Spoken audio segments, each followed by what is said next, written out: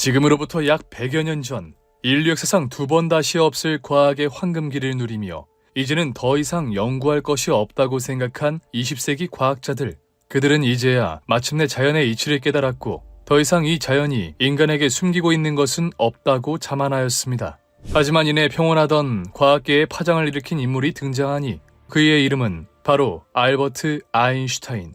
그는 당시 과학자들이 바라보았던 자연을 전혀 다른 방식으로 바라보며 새로운 관점을 제시하였고, 그렇게 발표한 그의 논문은 과학계의 패러다임을 바꿔놓았죠. 그의 이론은 우리와는 관련이 적다고 할 수 있는 천문학뿐만 아니라 우리와 직접적으로 연관이 있는 실생활에까지 파고들며 정말 400만 년에 달하는 인류의 역사를 한순간에 뒤바꾸어 놓았는데요. 하지만 그 파장이 너무나도 컸던 나머지 우리 인류는 결코 알고 싶지 않던 사실까지 알아버리게 됩니다. 이토록 찬란하고 아름다운 지구, 그리고 그 지구를 품고 있는 태양의 미래가 끝없이 암울하다는 사실을 말입니다. 나무에서 떨어지는 사과를 보며 중력을 떠올린 뉴턴. 뉴턴은 단지 위에서 아래로 이동하는 사과를 보며 지구와 사과가 서로를 끌어당긴다는 놀라운 생각을 하였습니다. 이때 두 물체 사이의 거리가 가까울수록 물체의 질량이 커질수록 그 힘은 강해진다고 보았죠. 게다가 이 법칙을 통해 뉴턴은 행성의 가속도를 구할 수 있었고, 이를 통해 행성의 궤도가 타원형임까지 증명할 수 있었습니다. 하지만 문제는 뉴턴의 중력 법칙은 왜 물체가 서로를 끌어당기는지에 대해서는 알 수 없었다는 건데요. 단순히 질량을 가진 물체들끼리는 서로 끌어당기는 만유인력이 존재한다는 자연적 현상만을 기술한 것일 뿐, 중력이 어떠한 이유로 발생하는지와 같은 본질적인 문제에는 접근하지 못한 것이었죠.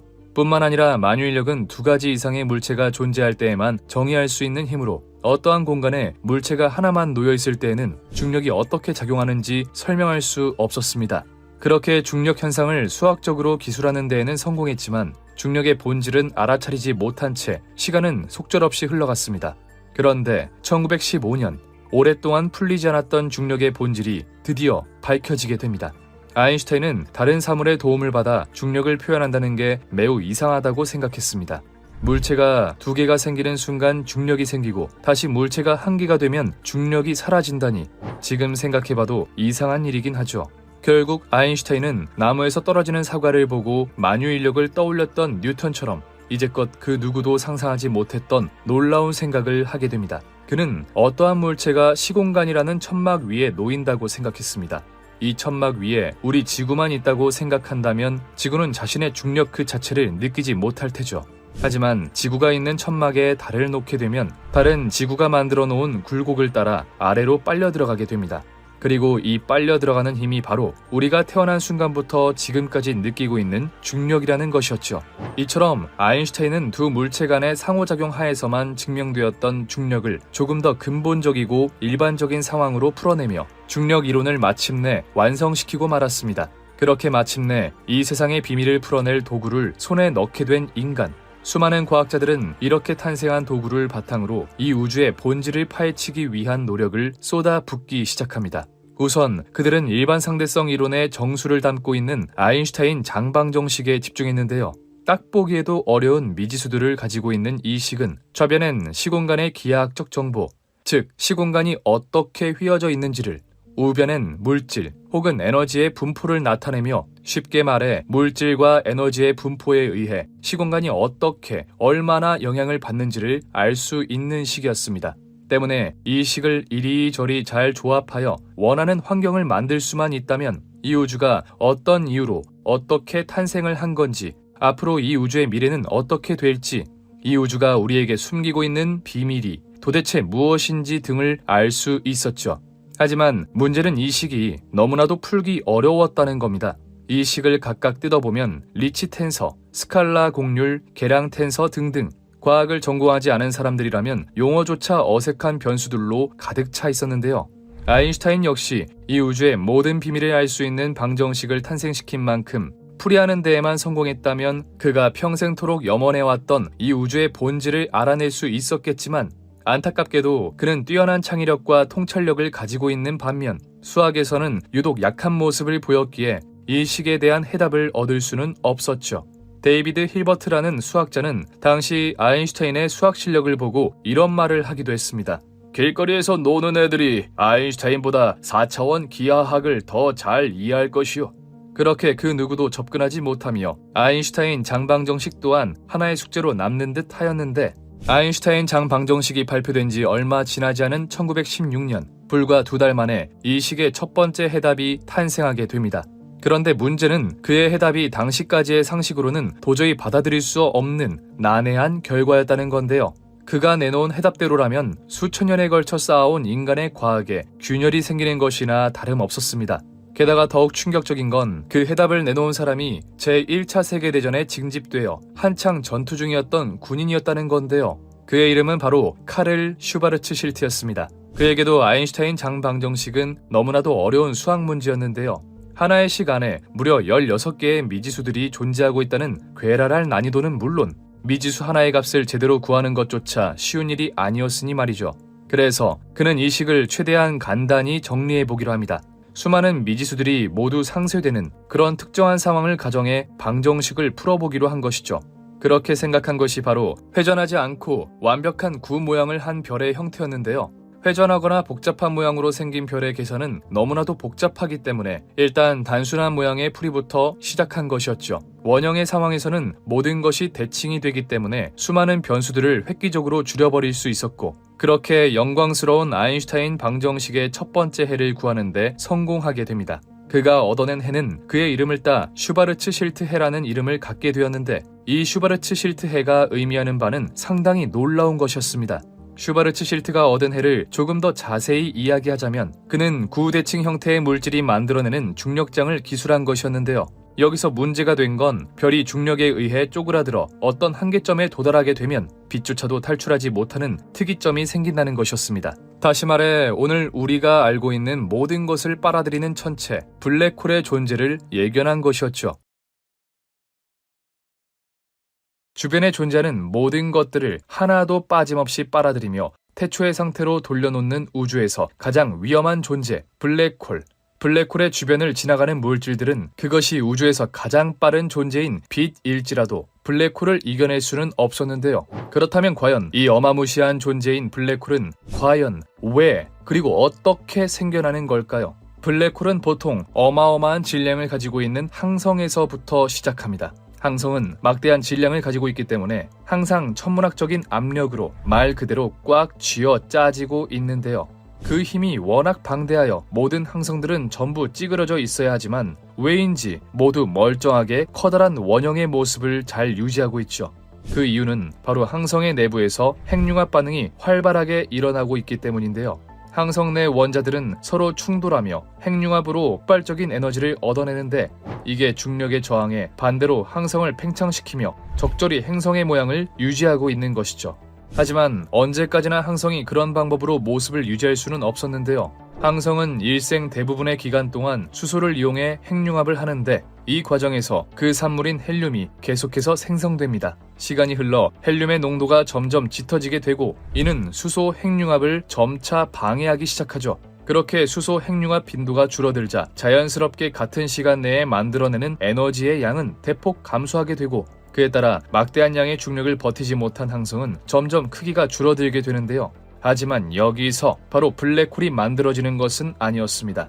다행히도 늘어난 중력 탓에 헬륨의 핵융합 환경이 만들어지게 되고, 항성 내 여기저기 퍼져있는 헬륨이 핵융합 반응을 일으키며 항성은 전보다 더 큰 형태로 변하게 됩니다. 그리고 그 상태를 바로 적색 거성이라고 부르죠.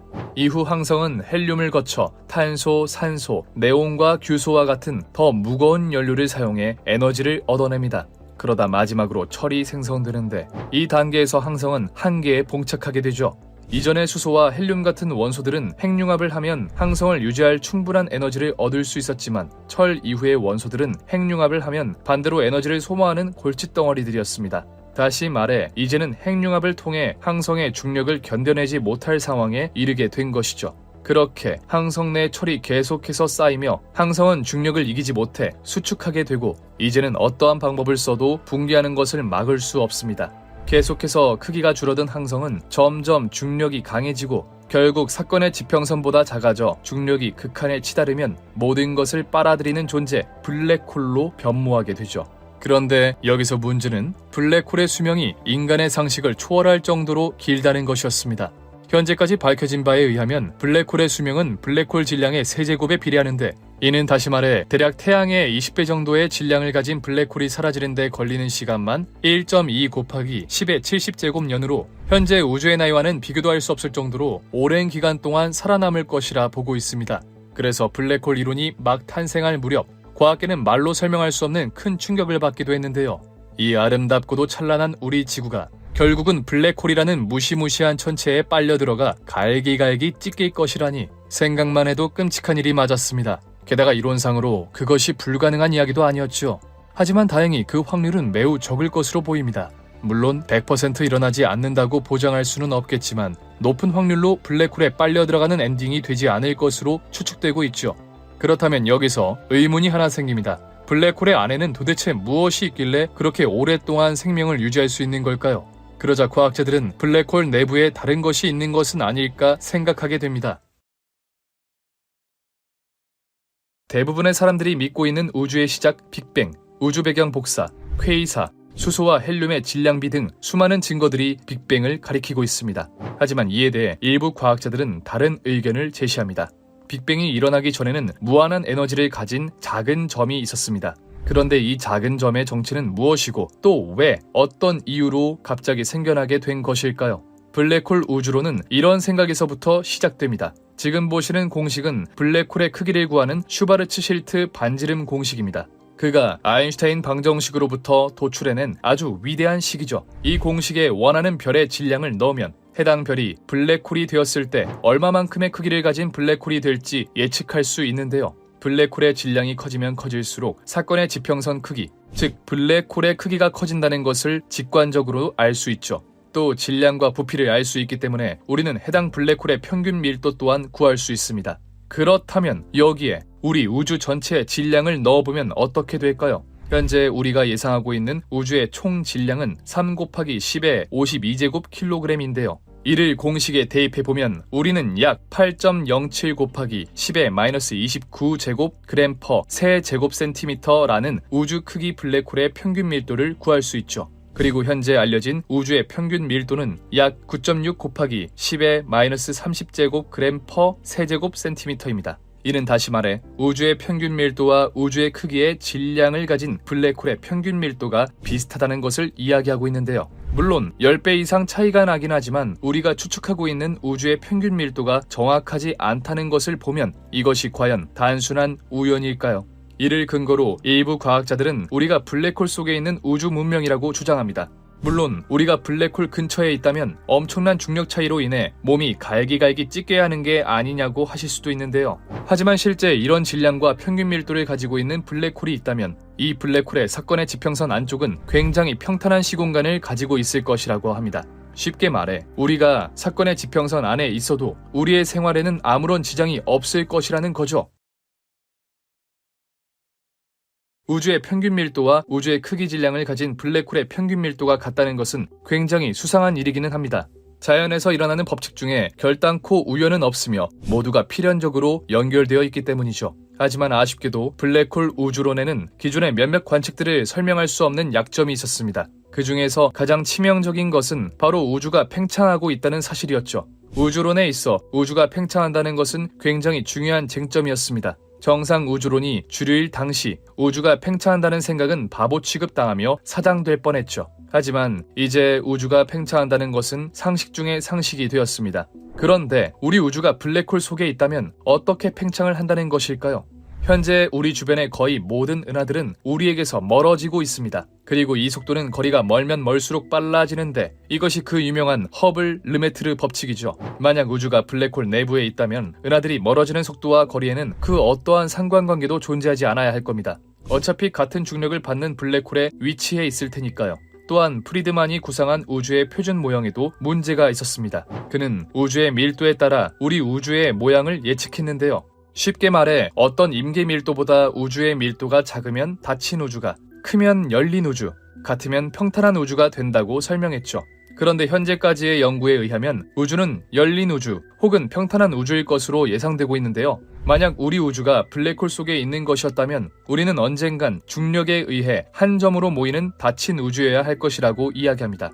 마지막으로 빅뱅 이론의 가장 강력한 증거인 우주 배경 복사에서도 이상한 점을 찾아볼 수 있었는데요. 우주 배경 복사는 우주 전역이 비슷한 온도를 가지고 전역에 펼쳐져 있어 빅뱅 후 우주가 급팽창했다는 것을 설명하는 이론인데요.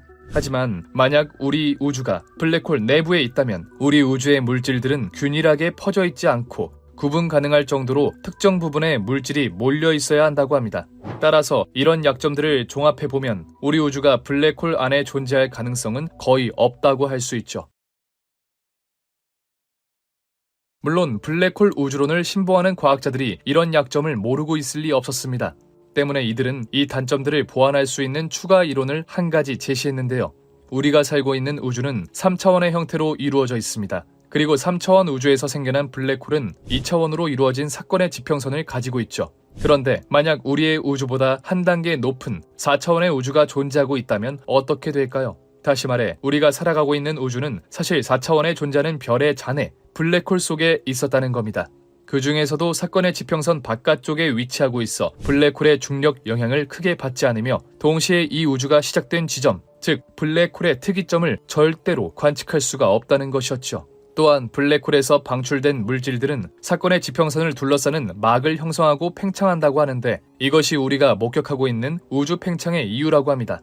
이 설명대로라면 정말 우리 우주는 사실 4차원에 존재하는 블랙홀에 위치하고 있는 것 같은데요. 하지만 이 이론 역시 한계점이 있긴 했습니다. 오랜 기간 동안 과학자들이 관측해온 데이터는 기존의 빅뱅 및 인플레이션과 거의 일치합니다. 하지만 이 블랙홀 우주론은 약 4% 정도의 오차를 보인다고 하는데요. 또한 우리는 4차원 우주에 대해 아는 것이 없으니 이를 증명할 방법조차 없죠. 때문에 많은 과학자들은 블랙홀 우주론 대신 빅뱅 이론을 믿고 있습니다. 하지만 문제는 아직까지 우리가 이 블랙홀에 대해서 제대로 알고 있는 사실이 많지 않다는 겁니다. 아무리 우리가 블랙홀의 성질에 대해 예측하고 추측하더라도 블랙홀이 실존한다는 것을 밝혀내는 데에만 100여 년의 세월이 걸렸습니다.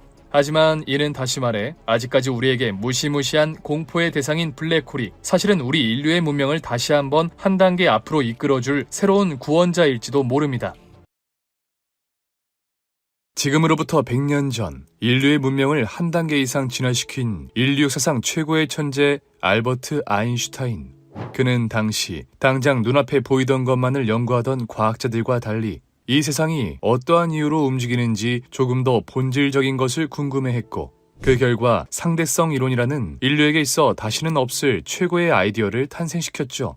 그의 상대성 이론이 역사상 최고의 이론이라고 평가받는 이유는 21세기 근간을 이루는 모든 과학 이론들이 바로 여기서 나왔기 때문인데요. 별 상관없다고 생각되던 우주의 이야기부터 우리 실생활 이야기까지 정말 그 모든 것들이 이 상대성 이론에서 출발하였죠. 그리고 그중 하나가 바로 블랙홀이었습니다. 블랙홀 이론의 초창기, 과학자들에게 있어 블랙홀은 우주에 존재하는 천체들을 잡아먹는 그야말로 우주의 무덤과도 같은 무서운 존재였습니다. 심지어 그 무덤의 위압감은 엄청나서 이 우주상에서 가장 빠르다는 빛조차도 빠져나오지 못할 정도였죠. 하지만 그만큼이나 블랙홀은 엄청난 활용성을 가질 수도 있었습니다. 모든 물체를 빨아들이며 한 번 빠지면 빠져나올 수 없는 무시무시한 존재 블랙홀. 만약 블랙홀을 정의하는 사건의 지평선에 조금이라도 닿는다면 그 누구도 다시는 빠져나올 수 없을 겁니다. 심지어 우주에서 가장 빠르다는 빛조차도 말이죠. 그렇다면 사건의 지평선 바깥은 안전할까? 블랙홀은 엄청난 질량을 가진 항성이 작은 구체로 변한 것인 만큼 어마어마한 중력을 행사하고 있습니다. 때문에 블랙홀에 다가가면 다가갈수록 점점 강해지는 중력의 세기를 느낄 수 있죠. 그래서 우리가 블랙홀의 궤도에 진입하게 되면 블랙홀과 조금이라도 가까운 신체가 블랙홀 쪽으로 늘어나기 시작하는데요. 블랙홀에 가까워지면 가까워질수록 조금 더 가까운 쪽이 더욱 많이 빨려 들어가기 시작하면서 우리의 몸은 점점 길게 또 가늘게 변해가죠. 이 현상을 보고 우리의 몸이 마치 스파게티처럼 변한다 하여 스파게티 효과 또는 국수 효과라고 부릅니다. 그렇게 길어진 우리의 몸은 언젠가는 사건의 지평선에 닿게 될 텐데 이때 우리는 단 0.0001초도 되지 않는 순간 블랙홀 속으로 빨려 들어가게 될 겁니다. 그리고 블랙홀에 들어간 우리의 몸은 이전보다 훨씬 길어지게 되면서 이제 그 두께는 고작 원자 하나의 크기밖에 되지 않을 테죠. 그러다 중력을 이기지 못한 신체는 절반으로 나눠지게 되고 또다시 절반, 또 절반, 또 절반으로 나눠지며 어느새 특이점에 도달해 이 우주에 있었다는 흔적마저 사라지고 말 겁니다. 그나마 여기서 희망적인 건 우리가 그 순간을 기억하지 못할 것이라는 건데요. 사건의 지평선을 넘어 빛의 속도로 블랙홀에 빨려 들어간 우리는 마치 시간이 정지한 것처럼 느껴질 겁니다. 이때 블랙홀 바깥의 풍경을 볼 수 있다면 점점 우주가 빠르게 흐르기 시작하더니 갑자기 뱃속 버튼을 누른 것처럼 우주가 무한히 빠르게 움직이는 것처럼 보일 테죠. 하지만 수백만 년, 아니 그 이상의 시간 동안 우리의 몸이 갈갈이 찢겨져 있는 걸 느끼게 된다면 결코 다행은 아닌 것 같기도 합니다. 그렇다면 블랙홀로 빨려 들어가는 물체를 블랙홀 바깥에서 지켜본다면 과연 어떤 모습일까요? 물체가 사건의 지평선에 닿는 순간 갑자기 존재가 사라져버리는 것일까요? 재밌게도 전혀 예상치 못한 결과를 관찰할 수 있었는데 처음에는 물체가 블랙홀의 궤도에 진입하며 평범한 모습을 보여줄 겁니다.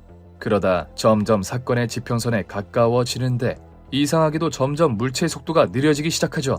이는 사건의 지평선에 다다를수록 중력이 강해져 물체를 비춘 빛이 우리에게 도달하기까지 오랜 시간이 걸리기 때문인데요. 강한 중력을 이기면서 우리에게 오다 보니 당연히 그 속도가 점점 느려지는 것이죠. 이후 사건의 지평선에 가까워진 물체는 더욱 중력이 강해지게 되고 빛은 우리에게 도달하기 더욱 힘들어집니다. 그리고 그 모습은 마치 물체가 멈춘 것처럼 보이게 되죠. 그렇게 비로소 무한한 시간이 흘렀을 때 물체는 점점 흐릿해지며 우리가 의식하지도 못하는 사이에 사라지게 됩니다. 결국 우리든 어떠한 물체든 블랙홀에 들어가게 된다면 우리는 모두 끔찍한 결말을 맞이하게 될 겁니다. 우리가 이 세상에 존재했다는 증거도 우리의 기억도 모두 블랙홀 속에 빨려 들어가 갈기갈기 찢겨버리고 말겠죠. 때문에 블랙홀에 들어간다는 건 너무나도 무서운 일로 느껴집니다. 그런데 몇몇 과학자들은 블랙홀에 들어갈 수 있다면 꽤나 재미있는 일을 겪을 수 있을 것이라고 이야기합니다. 아인슈타인 방정식의 해를 풀어낸 슈바르츠 실트 해는 그 자체로 흥미로운 특징들을 가지고 있었습니다. 먼저 첫 번째, 아무것도 돌아올 수 없는 경계선이 블랙홀의 주위를 감싸고 있다. 다시 말해 블랙홀에는 빛조차도 빠져나올 수 없는 사건의 지평선이 있다는 말로 이 반경보다 더 가까이 접근하는 물체는 여지없이 블랙홀로 빨려 들어가 결코 탈출하지 못하게 된다는 이야기였죠. 사실 이는 너무나도 잘 알려져 있는 탓에 그리 신기하진 않지만 그 다음 특징이 매우 흥미로웠는데요. 슈바르츠 실트 반경 안으로 떨어지는 사람은 시공의 반대편 비친 거울 세계를 보게 될 것이다. 쉽게 말해 블랙홀에 의해 중력이 무한대에 가까워질 때쯤 우주에는 구멍이라고 부를 만한 것이 생기게 되는데 만약 그 구멍을 볼 수 있다면 그 구멍 속에는 우주의 반대편 모습이 보인다는 것이었습니다. 하지만 아인슈타인은 거울 우주는 어차피 소통이 불가능한 곳이기 때문에 이 특성들을 별로 신경 쓰지 않았죠. 왜냐하면 블랙홀 속에 들어가 우주 너머의 공간을 본다고 쳐도 어차피 들어가는 순간 어마어마한 중력을 이기지 못하고 찌그러져 버릴 테니 별 의미가 없다는 것이었습니다. 또 그 구멍을 통해 다른 우주로 가려면 그 탐사선은 빛보다 빠른 속도로 날아야 하는데 특수상대성 이론에 의해 빛보다 빠른 물체는 존재할 수 없었죠. 따라서 슈바르츠 실트해가 의미를 갖기 위해서는 이 거울 우주가 수학적으로 필요하긴 했지만 물리학적으로 절대 발견될 수 없었던 겁니다. 그래서 아인슈타인도 블랙홀은 물리적 현실에서 절대로 존재할 수 없다라고 말한 것이었죠. 그런데 1935년 아인슈타인은 자신의 동료 네이선 로젠과 재미있는 논문을 하나 발표하게 됩니다. 오늘날 아인슈타인 로젠달이라고 불리는 이 논문은 극단적으로 휘어진 시공간 사이에 마치 다리와 같은 것이 생겨날 수도 있다는 내용을 가지고 있었는데요. 다시 말해 앞서 말했듯 겨울 우주가 존재할 수도 있다는 것이었습니다. 하지만 아인슈타인은 자신이 이러한 논문을 냈음에도 이는 단지 블랙홀이 수학적으로 모순이 없는 이론이 되기 위해 필요한 논문일 뿐 실제로 이 다리가 존재할 수는 없다고 봤습니다. 당시 아인슈타인은 너무나도 강력한 힘을 가지고 있던지라 블랙홀의 존재와 그 효용성은 상당히 흥미롭게 들려왔지만 얼마 지나지 않아 과학자들의 머릿속에서 잊혀져 버리고 말죠. 그런데 1963년 상황이 바뀌기 시작합니다. 뉴질랜드의 수학자 로이 커가 아인슈타인 방정식에 대한 또 하나의 해를 발견하게 된 것이었는데요. 커는 슈바르츠 실트가 구했던 방정식의 해에서 하나의 조건을 추가해 또 다른 해를 찾아내는 데 성공합니다. 슈바르츠 실트가 회전을 배제하고 아인슈타인 방정식의 해를 구했다면 커는 회전까지 그 계산에 집어넣었죠. 그 결과 회전하는 무거운 별은 한 점으로 붕괴하지 않고 납작한 고리 모양으로 압축된다는 사실을 발견하는데요. 여기서 재밌는 건 이 고리 모양의 블랙홀이 상당히 흥미로운 성질을 가지고 있다는 것이었습니다. 만약 블랙홀의 옆쪽에서 우주선이 움직인다면 그 우주선은 블랙홀의 어마어마한 공류를 맞닥뜨려 완전히 파괴되고 말 겁니다. 하지만 우주선을 그 고리의 위쪽이나 아래쪽으로 접근시키면 여전히 많은 중력을 버텨야 하긴 하지만 그래도 무한대의 중력까지는 버텨내지 않아도 되는데요. 다시 말해 우주선이 회전하는 블랙홀의 회전축을 따라 통과한다면 엄청난 중력을 견디긴 해야 하지만 그래도 반대편에 있는 우주에 도달할 수 있다는 것이었습니다. 마치 사과에 있는 벌레가 반대편에 도달하기 위해선 사과의 둘레를 기어가야 하지만 사과의 안쪽을 파먹으면 쉽게 반대편에 갈 수 있는 것처럼 웜홀이 탄생하게 되죠. 하지만 아인슈타인은 여전히 블랙홀과 웜홀에 대해서는 냉소적이었습니다. 그는 단지 이 천체들이 단지 수학적으로 존재할 확률만 존재하고 있을 뿐 실제 현실에서는 절대로 존재할 수 없다고 생각했죠. 게다가 100번 양보해서 중력이 무한대가 되는 지점, 즉 블랙홀이 존재한다고 해도 그렇게 빨아들인 어마어마한 질량이 어디로 가는 것인지에 대해서는 설명할 길이 없었는데요. 만약 이 블랙홀이 계속해서 물질들을 빨아들인다면 크기는 점점 커질 것이고 블랙홀은 빨아들인 물질들을 먹고 크며 블랙홀이 행사하는 중력장의 크기는 계속해서 커져만 갈 겁니다. 이대로라면 블랙홀이 우주에 단 하나라도 생기는 순간 모든 우주가 블랙홀에 잡아먹혀 사라지는 것은 시간 문제일 텐데요. 하지만 이 우주의 미래가 모두 블랙홀 속에 빨려 들어가 종말된다는 것은 너무나도 비극적인 종말이었고 그에 따라 과학자들은 조금 다른 생각을 해보기로 하는데요. 무한히 물질을 빨아들이는 천체가 있다면 반대로 무한히 물질을 내뱉는 천체도 존재하지 못할 이유가 없었죠. 그래서 모든 것을 빨아들이는 블랙홀과 반대로 모든 것을 내뿜는 천체에 화이트홀이라는 이름을 붙여주게 됩니다. 하지만 화이트홀은 블랙홀처럼 마냥 쉽게 존재할 수는 없었는데 질량 보존의 법칙에 의해 아무것도 없는 공간에서 질량이 나올 수는 없었기 때문이죠. 그래서 과학자들은 이러한 생각을 하게 됩니다. 블랙홀에 빨려 들어간 질량이 화이트홀로 나오는 것이고 이 둘을 이어주는 통로가 바로 웜홀이다. 꽤나 그럴듯한 주장이었는데요. 일반 상대성 이론에 의해 블랙홀에 빨려 들어간 에너지가 중력에 의해 무한히 압축되긴 하지만 사라질 수는 없었으니 압축된 질량을 방출하는 무언가가 있을 것이다 라는 가정을 수학적으로 풀어놓은 것이 바로 화이트홀이었죠. 그리고 1964년 마침내 화이트홀을 찾아내었다는 논문이 하나 발표됩니다. 러시아의 천체물리학자 이고리 드미트리예비치 노비코프는 지구로부터 무려 290억 광년 이상 떨어져 있는 퀘이사가 화이트홀일 것이라고 주장했죠. 그만큼 퀘이사는 지금까지 발견한 천체들과는 너무나도 다른 신비한 특징들을 가지고 있었는데 퀘이사의 밝기는 태양의 약 1조 배 정도로 보통 수백에서 수천 개 이상의 별들이 모여있는 은하들의 밝기를 아득히 뛰어넘는 수준이었습니다. 게다가 보통 이 은하들이 차지하고 있는 영역이 수십만 내지 수백만 광년에 이르는 크기인 반면 퀘이사의 크기는 0.01광년 정도밖에 되지 않았죠. 다시 말해 은하보다 훨씬 작으면서도 은하보다 훨씬 밝게 빛나고 있었다는 겁니다. 이는 퀘이사가 화이트홀이라고 주장하기 충분했죠. 이에 과학자들은 과학이 다시 한번 혁명을 맞게 될 수도 있다는 희망을 가지고 퀘이사에 대한 연구를 하기 시작합니다. 하지만 퀘이사에 대해 파헤쳐보면 파헤쳐볼수록 퀘이사는 화이트홀이라기보다는 블랙홀 쪽에 더욱 가까워 보였는데요. 퀘이사 주위 천체와 가스의 운동을 관측해보면 작은 영역에 막대한 질량이 존재하고 있었는데 이 관측 사실을 설명하려면 블랙홀이라고밖에 말할 수 없었죠. 그렇다면 퀘이사를 화이트홀로 오해하게 만들었던 이 말도 안 되는 수준의 빛은 정체가 무엇일까요? 블랙홀이 빛이 나는 걸까요? 모든 블랙홀이 빛나고 있는 것은 아니었고 블랙홀 주위에서 막대한 물질이 떨어져 들어갈 때 흔히 우리가 블랙홀이라고 하면 생각하는 강착 원반이 형성되고 원반이 가열됨에 따라 태양 1조배에 달하는 빛을 낸다는 것이었습니다. 또 후속 연구 결과 만약 무한히 물질들을 내뿜는 화이트홀이 존재한다고 해도 그로 인해 화이트홀 주변에 막대한 양의 질량이 생성되면 거기서 다시 한번 블랙홀이 생성될 수밖에 없기 때문에 화이트홀은 존재할 수 없다는 결론이 나오게 됩니다. 더욱이 1974년 호킹 박사가 블랙홀이 물질을 빨아들이기만 하는 것이 아니라 물질을 내뱉기도 한다는 호킹 복사 이론을 발표하면서 블랙홀과 화이트홀 그리고 웜홀에 대한 연구는 점점 사장되어 갔죠. 그런데 1988년 한 과학자가 엄청난 양의 질량과 음의 질량을 가진 물질이 있다면 화이트홀 없이 웜홀을 만드는 게 가능하다고 주장하였는데요. 그 과학자는 호킹 박사와 블랙홀의 존재를 두고 내기를 했던 인물로 바로 킵손 교수였죠. 그는 슈바르츠 실트가 주장했던 블랙홀을 이용한 웜홀이 아닌 아인슈타인과 로젠이 주장했던 아인슈타인-로젠 다리를 통해 웜홀이 만들어질 수 있다고 주장했는데요. 일반 상대성 이론에 의해 질량을 가지고 있는 물질들은 서로를 끌어당기는 중력을 갖게 됩니다.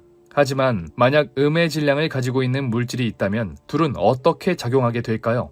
이때는 중력의 방향이 마이너스가 되어 서로를 밀어내는 형태가 될 겁니다. 그리고 킵손 교수는 이 음의 물질을 잘 사용하면 웜홀을 만들어낼 수 있다고 주장했는데요. 킵슨 교수가 주장한 웜홀이 슈바르츠 실트 웜홀과 다른 점은 블랙홀을 이용하지 않기 때문에 사건의 지평선이 존재하지 않는다는 점이었습니다. 다시 말해 슈바르츠 실트 웜홀에서는 우리가 들어갈 블랙홀과 나올 화이트홀을 찾는 것은 물론 그 과정에서 어마어마한 중력을 이길 방법을 찾아냈어야 했는데 킵슨의 웜홀에는 어마어마한 중력을 가지고 있는 사건의 지평선이 없기 때문에 어떠한 물체든 온전한 모습으로 웜홀을 통해 이동할 수 있다는 것이었죠. 그야말로 획기적인 주장이었습니다. 하지만 문제는 킵슨의 웜홀에서 가장 필요한 음의 물질이 아직까지는 발견되지 않았다는 것인데요. 실험적으로 음의 물질이 존재할 수 있다는 것은 확인이 되었으나 현재까지 연구에 따르면 음의 물질은 블랙홀 안에나 존재할 것으로 예상되고 있는데 만약 블랙홀 안에 존재하고 있다고 해도 그 안에 들어가 음의 물질을 가져올 방법은 없으니 아직까지 웜홀에 대한 연구는 지지부진한 상태입니다. 게다가 우리가 무슨 수를 써서든 이 음의 물질을 가지고 웜홀을 만든다고 하여도 웜홀은 치명적인 문제점을 가지고 있었는데요. 기본적으로 웜홀이 시공간을 극단적으로 휘게 해 그 사이에 웜홀이라는 통로를 뚫는 것인 만큼 웜홀은 극도로 불안정한 상태로 간신히 유지되고 있을 겁니다.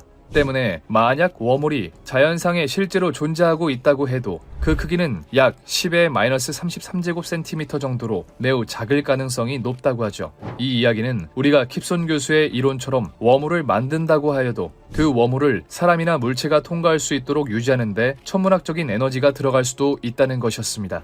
하지만 웜홀이 그렇게 허황된 이론만은 아니었는데요. 얼마 전 과학자들이 구글의 양자 컴퓨터를 실험하는 과정에서 작은 웜홀을 구현하는 데 성공하였고 이는 세계적인 학술지 네이처에 게재되기도 하였죠. 다시 말해 웜홀을 구현하는 것은 매우 힘든 일이기는 하지만 아예 불가능한 것은 아니라는 이야기인데요.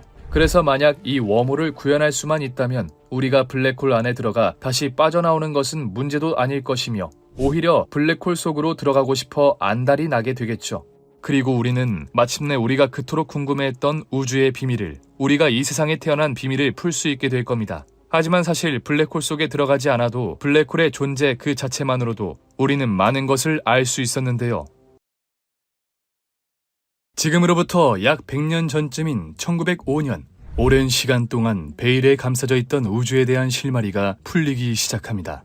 아인슈타인의 일반, 그리고 특수상대성 이론은 우주의 어떠한 현상을 설명하는 다른 논문들과 달리 우주의 근반을 이루는 모든 것을 다뤘던 만큼 현대 과학계에 커다란 영향을 끼쳤고 그에 따라 정상 우주론, 빅뱅 이론, 블랙홀 이론, 웜홀 등등 직전 시기와는 비교도 안 될 정도로 놀라운 논문들과 아이디어들이 쏟아졌지요.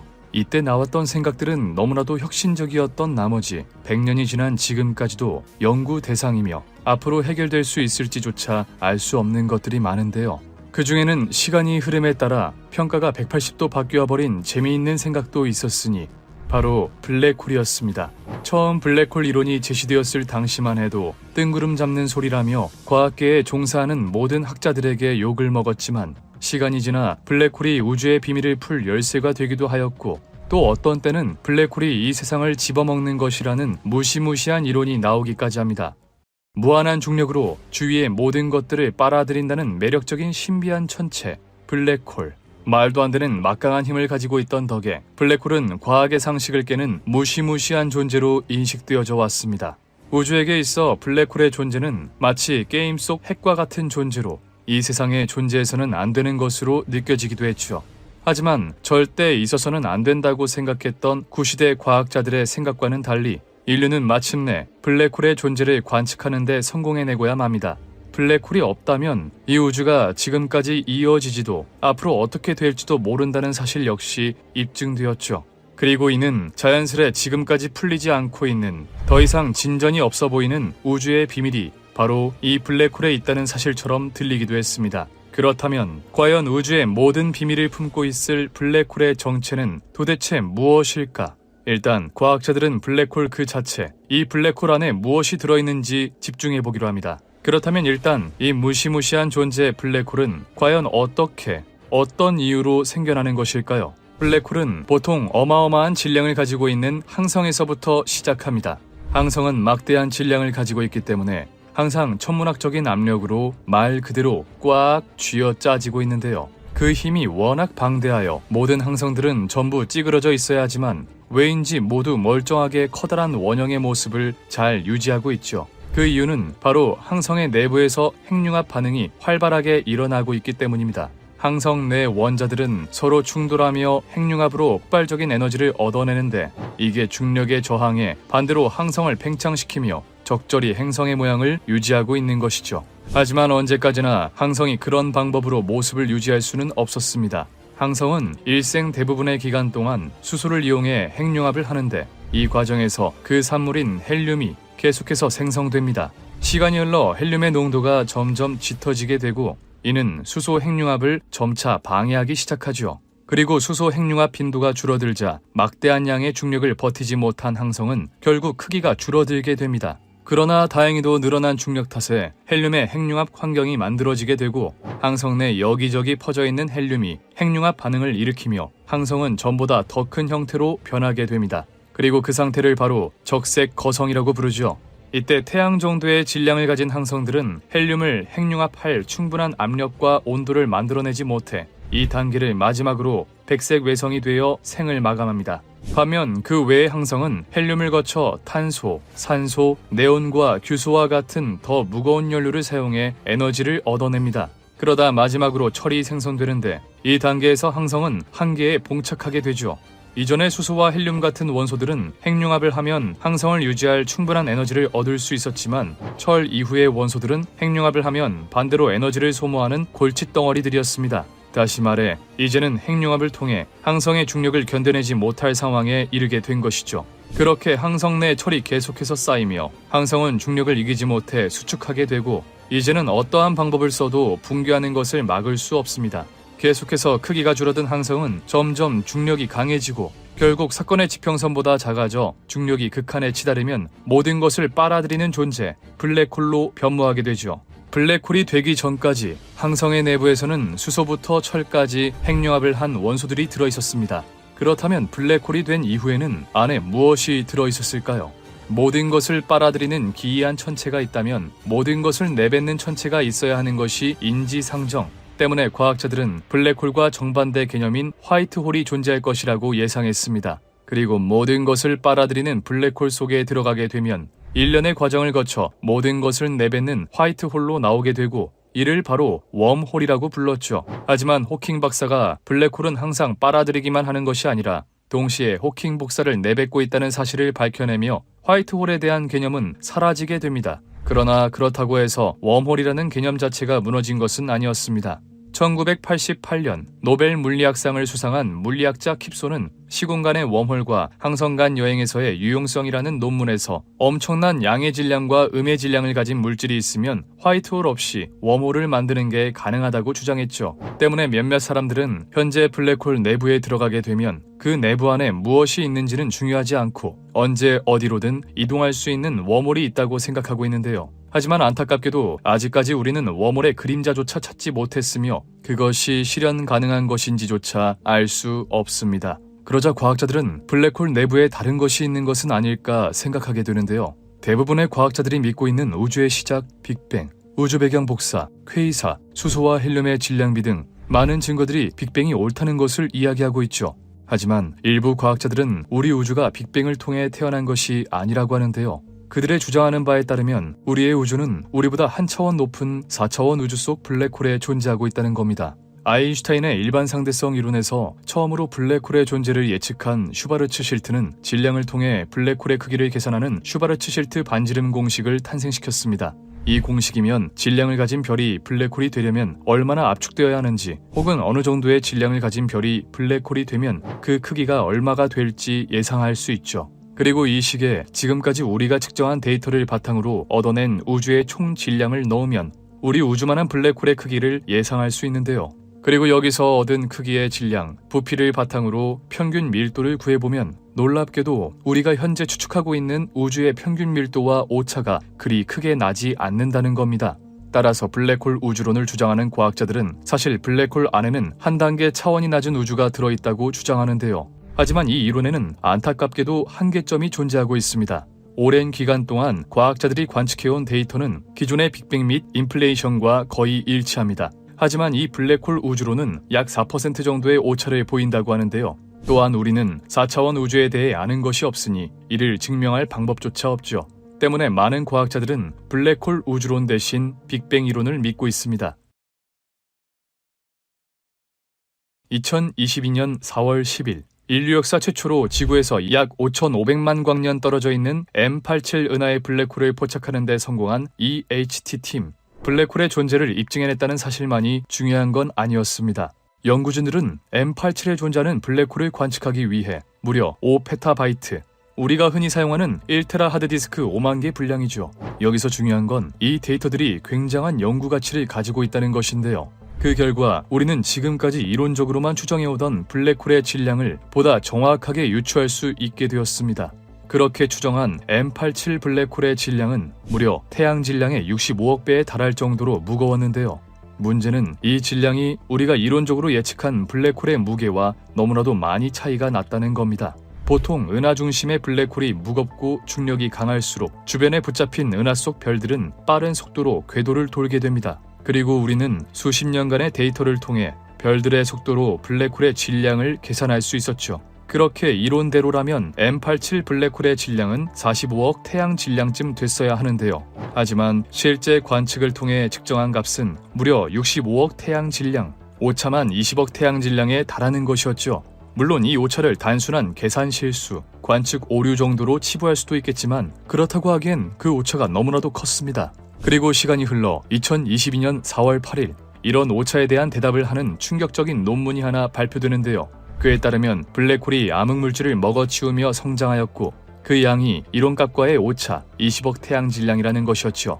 언제나 그렇지만 이번 발표 역시 기존의 상식을 깨버리는 놀라운 논문이었는데 보통 우리에게 알려진 블랙홀의 성장 조건은 두 가지로 정리할 수 있습니다. 주위의 기체, 성간진, 그리고 우주 전체에 존재하는 우주 배경 복사를 흡수하거나 블랙홀이 다른 항성 혹은 다른 블랙홀과 융합할 경우가 있죠. 하지만 주위의 물질을 흡수하였다기에는 20억 태양 질량만큼 빨아들일 수 없었고 다른 블랙홀과 충돌했다기에는 그곳에 다른 블랙홀은 존재할 수 없었습니다. 때문에 M87 블랙홀이 예상치보다 20억 태양 질량이 무겁다는 건 암흑물질의 섭취 이외에는 설명할 수 있는 방법이 없었는데요. 그렇다면 그냥 블랙홀은 암흑물질도 먹나보다 하고 넘어가면 되지 무엇이 문제인 걸까? 보통 블랙홀은 강한 중력으로 자신의 주위에 많은 물질을 모읍니다. 이때 블랙홀의 중력에 이끌린 가스 입자들은 블랙홀의 주위를 공전하며 어마어마한 양의 에너지를 얻게 되죠. 그리고 우리는 이 물질들의 집합을 바로 강착 원반이라고 부릅니다.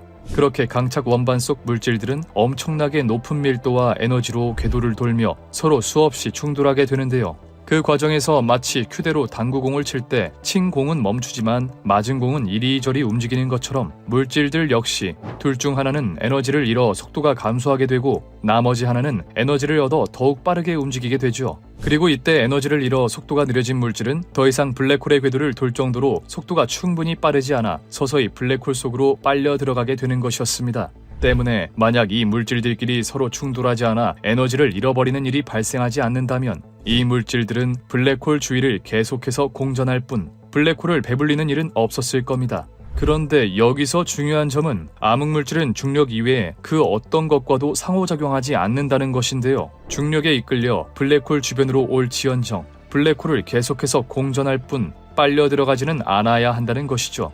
그렇다면 암흑물질과 물질의 충돌 대신 암흑물질끼리 충돌하여 방금과 같은 상황이 연출될 수 있지는 않을까? 이에 대해서는 은하단과 은하단이 충돌해 발생하는 총알성단에서 확인할 수 있었는데요. 두 은하단의 충돌 당시 대부분의 물질들은 서로 충돌을 하여 충돌의 중심부에 머물러 있는 반면 암흑물질은 마치 서로를 무시하듯 지나쳐 양쪽 끝단에 위치하고 있었죠. 이를 미루어 보았을 때 암흑물질은 서로 충돌하지 않는, 다시 말해 서로 부딪히더라도 신경 하나 쓰지 않고 지나가는 존재로 생각되어져 왔습니다. 때문에 아무리 암흑물질이 블랙홀의 중력에 영향을 받아 블랙홀의 주위로 올지언정 서로 충돌한다 해도 에너지 손실이 없기 때문에 블랙홀 주변을 공전할 뿐 먹히지는 않아야 했죠. 그런데 실제 M87 속 블랙홀을 관측하였을 때 그 속에 암흑물질이 있는 것이 아니고서야 설명이 되지 않는 그의 질량은 천문학자들의 머리를 싸매게 만들었습니다. 만약 이것이 사실이라면 우리가 지금까지 믿어왔던 암흑물질의 성질은 전면 수정해야 하며 도대체 어떻게 이 둘이 충돌할 수 있었는지 알아내는 탐구를 시작해야겠죠. 빅뱅 이론에서부터 시작된 블랙홀이 되려 빅뱅 이론을 흔들고 있는 꼴이 되어버리고 말았습니다. 게다가 블랙홀이 지적하는 빅뱅 이론의 오류는 이뿐만이 아니었는데요. 우리가 보통 별이라고 부르는 천체는 태양과 같은 항성들을 이야기합니다. 태양과 같은 항성들은 중심에서 일어나는 수소 핵융합 반응과 어마어마한 질량으로 인한 중력이 서로 평형을 이루며 구형태의 모습을 유지하고 있습니다. 그러나 항성이 자신이 가진 수소를 모두 사용하게 되면 이 평화로웠던 시간은 파멸의 시간으로 바뀌게 되죠. 먼저 항성이 자신이 가지고 있던 수소를 거의 다 사용하게 되면 당연하게도 항성은 더 이상 폭발적인 에너지를 만들어내는 핵융합 반응을 유지할 수 없게 됩니다. 그와 동시에 항성은 더 이상 어마어마한 질량이 만들어내는 중력을 이겨낼 힘이 없어지게 되고, 그와 동시에 행성의 중심핵이 가장 먼저 항성 안쪽으로 힘없이 쪼그라들게 되죠. 항성의 중심핵이 쪼그라들게 되면서 중심핵의 밀도가 굉장히 높아지게 되고, 그와 동시에 온도 역시 기하급수적으로 상승하게 됩니다. 이 과정에서 중심핵을 감싸고 있던 수소가 높아진 온도 때문에 다시 한번 핵융합 반응을 시작하게 되고, 항성 내부 곳곳에 존재하고 있던 수소들이 마구잡이로 핵융합 반응을 일으키게 되죠. 원래라면 항성의 가장 안쪽 내부에서만 핵융합 반응이 일어나며 분출되는 에너지의 양이 조절 가능한 정도였다면, 이제는 수소가 있는 곳이라면 어디에서든지 핵융합 반응이 일어나며 항성은 더 이상 이 어마어마한 에너지를 감당할 수 없게 되죠. 결국 중심핵을 제외한 항성의 껍데기는 어마어마하게 부풀어 오르게 되고 본래 모습보다 수십 배 이상 커지게 되는데요. 그리고 이 상태가 바로 그 유명한 적색 거성 상태이죠. 이 단계에 들어선 별들은 자신의 마지막을 화려하게 장식하려는 듯 더 거대하고 더 환하게 빛나기 시작합니다. 이렇게 항성은 오랜 시간 동안 핵융합 과정을 거치며 결국 내부에는 탄소 찌꺼기만이 가득 차게 되고, 이제는 더 이상 핵융합 반응시킬 물질이 남아나지 않게 되죠. 이후 이미 너무나도 거대해버린 이 구체의 모습을 감당하지 못한 중심핵은 조금씩 수축하게 되고, 이런 일이 반복되다가 결국엔 껍데기 부분이 계속해서 팽창해 어느샌가 우주 공간 곳곳으로 퍼지게 되죠. 그리고 이 과정에서 항성의 중심핵이 자연스럽게 바깥으로 노출되게 되는데요. 이때 노출된 중심핵에서 나온 빛에 의해 팽창한 껍데기, 가스 덩어리들이 이온화되어 빛을 내게 되면서 행성상 성운이라는 모습으로 변하게 됩니다. 그리고 이 중심에서 빛을 내는 천체, 즉 탄소 찌꺼기가 뭉쳐져 있는 중심핵의 민낯이 바로 백색 외성이죠. 이것이 보통 우리가 알고 있는 태양과 같은 항성의 일대기입니다. 우리 태양도 지금으로부터 약 123억 년이 흐른다면 이와 같은 미래를 맞이하게 될 겁니다. 하지만 이 자체로는 빅뱅을 위협할 만한 딱히 위협적인 사실은 없었는데요. 그런데 왜 이 백색 외성이 빅뱅 이론을 부정할 만한 단서가 된다는 것일까? 그 단서는 바로 백색 외성의 질량에 있었습니다. 사실 천체에 있어 질량이란 자신의 수명을 결정하는 매우 중요한 이야기였습니다. 보통 질량이 크면 오랜 기간 생활할 수 있을 것 같지만, 항성의 경우 질량이 크면 클수록 자신이 사용할 수 있는 핵융합의 재료, 수소가 많으면 많을수록 수명이 굉장히 짧아지게 됩니다. 왜냐하면 질량이 큰 만큼 중력도 강해지게 되고, 이 중력에 의해 중심핵이 크게 밀집되는 것은 물론 어마어마한 양의 핵융합 에너지를 방출해야만 그 질량을 유지할 수 있기 때문이죠.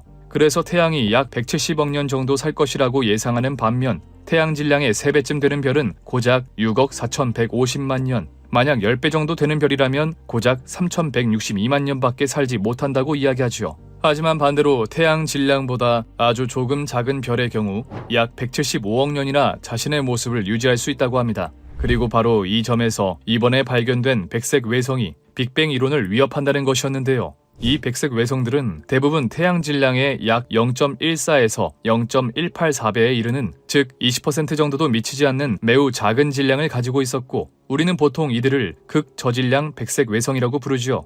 문제는 이들의 수명을 역으로 계산해보면 약 1551억 년부터 많게는 약 5500억 년이라는 것이었습니다. 다시 말해 우리 우주의 나이는 이제 고작 약 138억 살인데, 이 백색 외성이 존재하려면 적어도 1551억 년이 필요하다는 것이었죠. 그렇다면 결국 기어이 우리 빅뱅 이론은 틀리고 만 것일까요? 다행히도 과학자들은 이에 대한 해답을 내놓았습니다. 그 단서는 바로 이 극저질량 백색 외성이 자신과 비슷한 질량을 가진 항성과 함께 공전하는 이른바 단주기 쌍성계이기 때문이라는 것입니다. 단주기 쌍성계는 아주 가까운 거리에서 서로를 공전하는데, 이 두 항성이 가까워질 때마다 질량이 더 큰 항성이 더 작은 항성의 질량을 흡수하는 일이 벌어진다고 하는데요. 이 때문에 현재 문제가 되고 있는 극저질량 백색 외성 역시 현재까지는 관측하지 못한 항성에게 질량을 빼앗기게 되면서 평범한 백색 외성에서 극저질량 백색 외성이 되었다는 것이었습니다. 실제 태양 질량의 20% 미만 질량의 항성들은 아직 백색 외성이 접어들지 못했으며 그 중간 단계에 있는 항성들조차 아직 발견한 적이 없다고 하는데요. 이는 단지 아직 우리가 우주에 대한 연구가 부족했기 때문일 수도 있어 보이지만 이미 다른 별의 질량을 빼앗아오는 형태를 많이 봐온 만큼 현재는 이쪽에 더욱 무게가 실려있는 상황입니다. 이렇게 아인슈타인의 상대성 이론에 의해 태동한 블랙홀은 자기 자신부터 자신으로 오기까지의 과정까지 모든 부분에서 빅뱅 이론의 모든 것을 부정하고 있습니다. 그래서인지 몇몇 과학자들은 사실 빅뱅 이론은 틀렸으며 빅뱅 이론을 맹신한 나머지 모든 현상을 빅뱅 이론에 끼워 맞추고 있다고 주장하기도 하죠. 그 어떠한 물체와도 상호작용하지 않은 암흑물질, 암흑에너지가 솔직히 말이나 되냐는 식으로 말입니다. 하지만 그럼에도 아직까지 빅뱅 이론을 대체할 만한 매력적인 이론이 나오지 않고 있는 만큼 수많은 과학자들은 빅뱅 이론이 옳다는 사실을 전제로 이론을 수정하고 있고 다행히도 아직까지는 그 수정이 꽤나 올바르게 이어지고 있는 상황으로 보입니다. 그리고 그렇게 보완되고 발전되고 있는 빅뱅 이론은 점점 우주의 비밀에 가까워지고 있는 것으로 보이죠.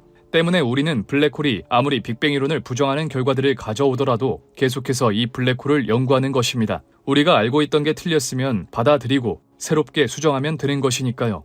그리고 그것이 바로 과학이니까요. 분명 이 과정을 수없이 반복하다 보면, 수없이 수정하고 보완해나가다 보면 우리는 마침내 우주의 비밀에 도달할 수 있을 겁니다. 지금까지 방구석 과학이었습니다.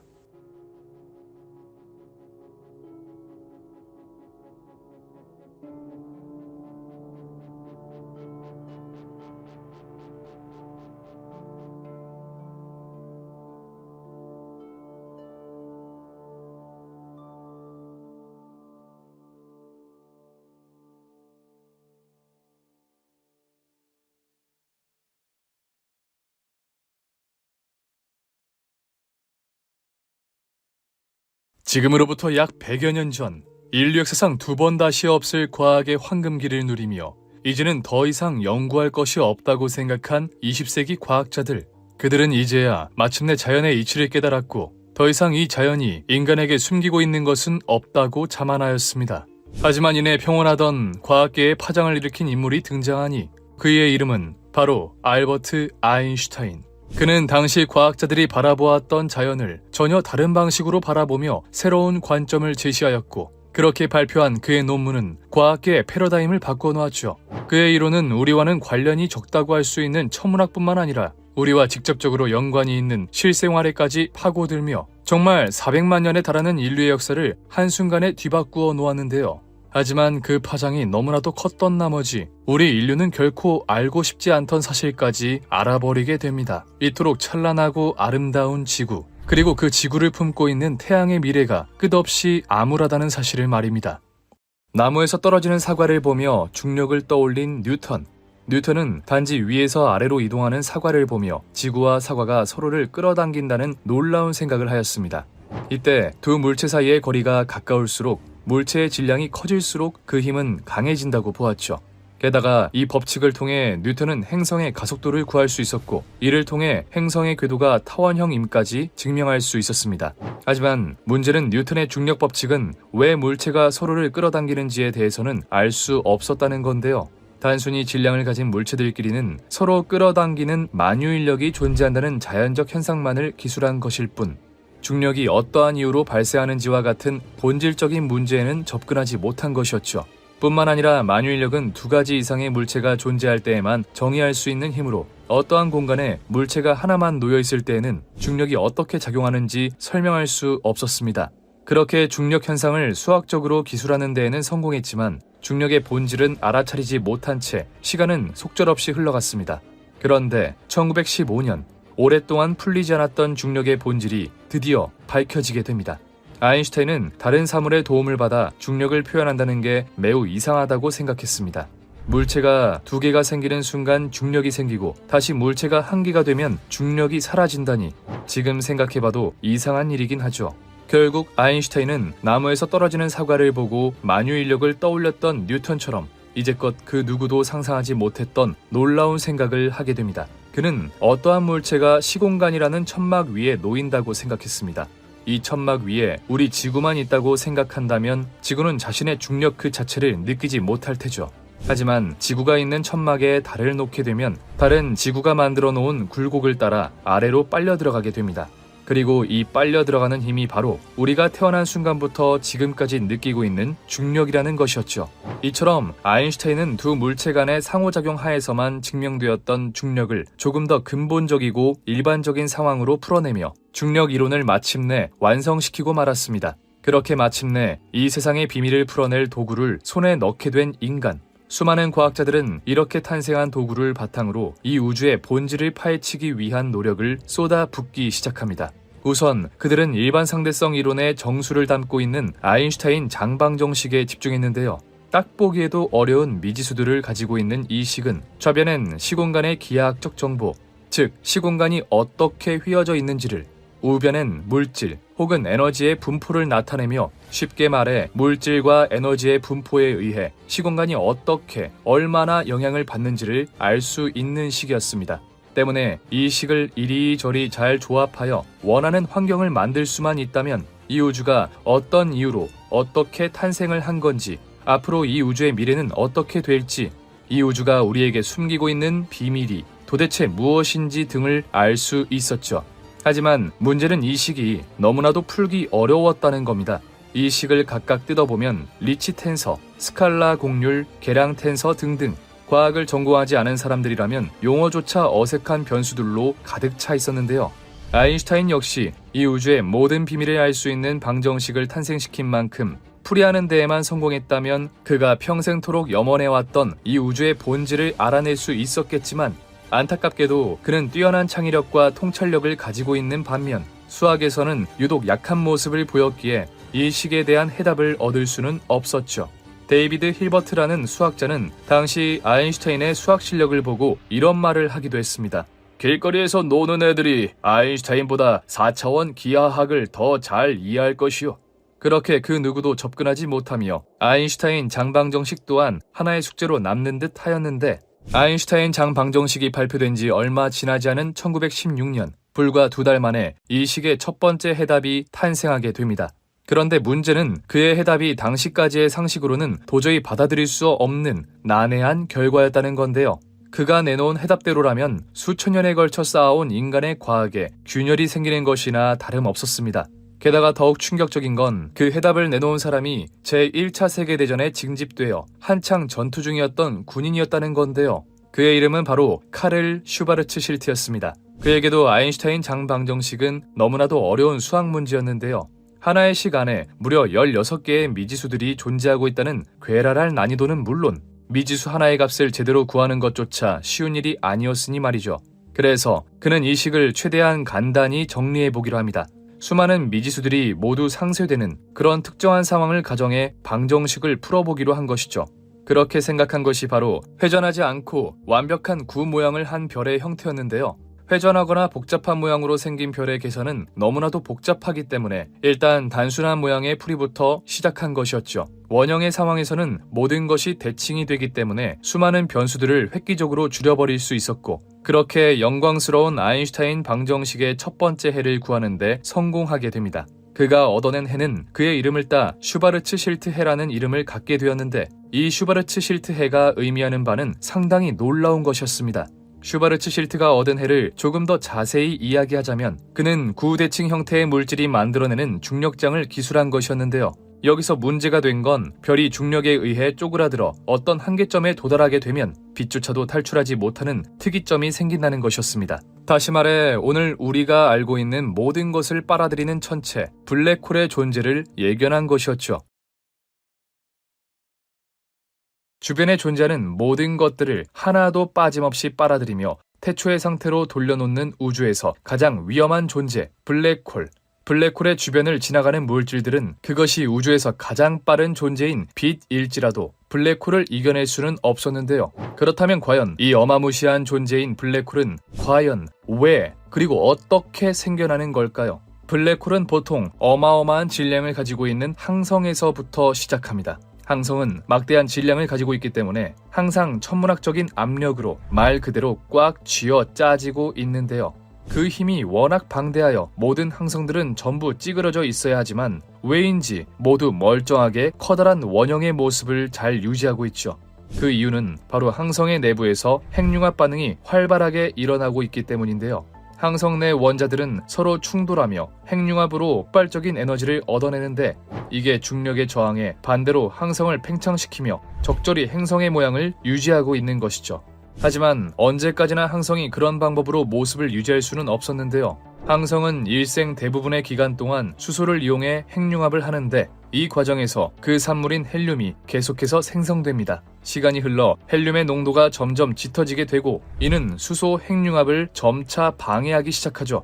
그렇게 수소 핵융합 빈도가 줄어들자 자연스럽게 같은 시간 내에 만들어내는 에너지의 양은 대폭 감소하게 되고, 그에 따라 막대한 양의 중력을 버티지 못한 항성은 점점 크기가 줄어들게 되는데요.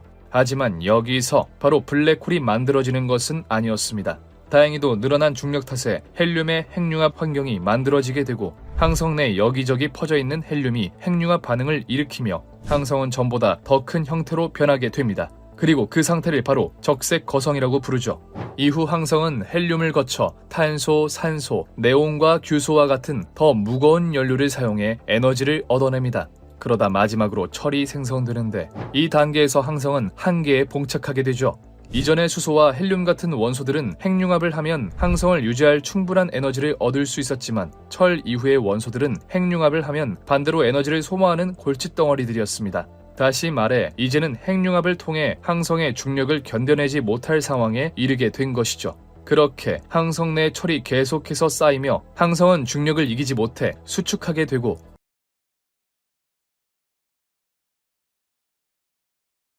지금으로부터 약 100여 년 전, 인류 역사상 두 번 다시 없을 과학의 황금기를 누리며 이제는 더 이상 연구할 것이 없다고 생각한 20세기 과학자들. 그들은 이제야 마침내 자연의 이치를 깨달았고, 더 이상 이 자연이 인간에게 숨기고 있는 것은 없다고 자만하였습니다.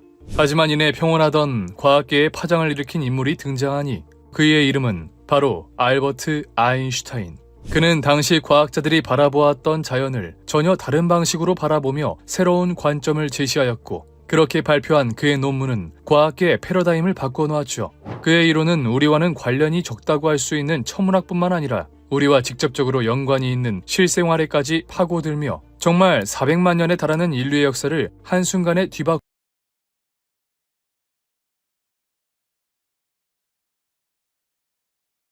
지금으로부터 약 100여 년 전, 인류 역사상 두 번 다시 없을 과학의 황금기를 누리며 이제는 더 이상 연구할 것이 없다고 생각한 20세기 과학자들. 그들은 이제야 마침내 자연의 이치를 깨달았고, 더 이상 이 자연이 인간에게 숨기고 있는 것은 없다고 자만하였습니다. 하지만 이내 평온하던 과학계에 파장을 일으킨 인물이 등장하니, 그의 이름은 바로 알버트 아인슈타인.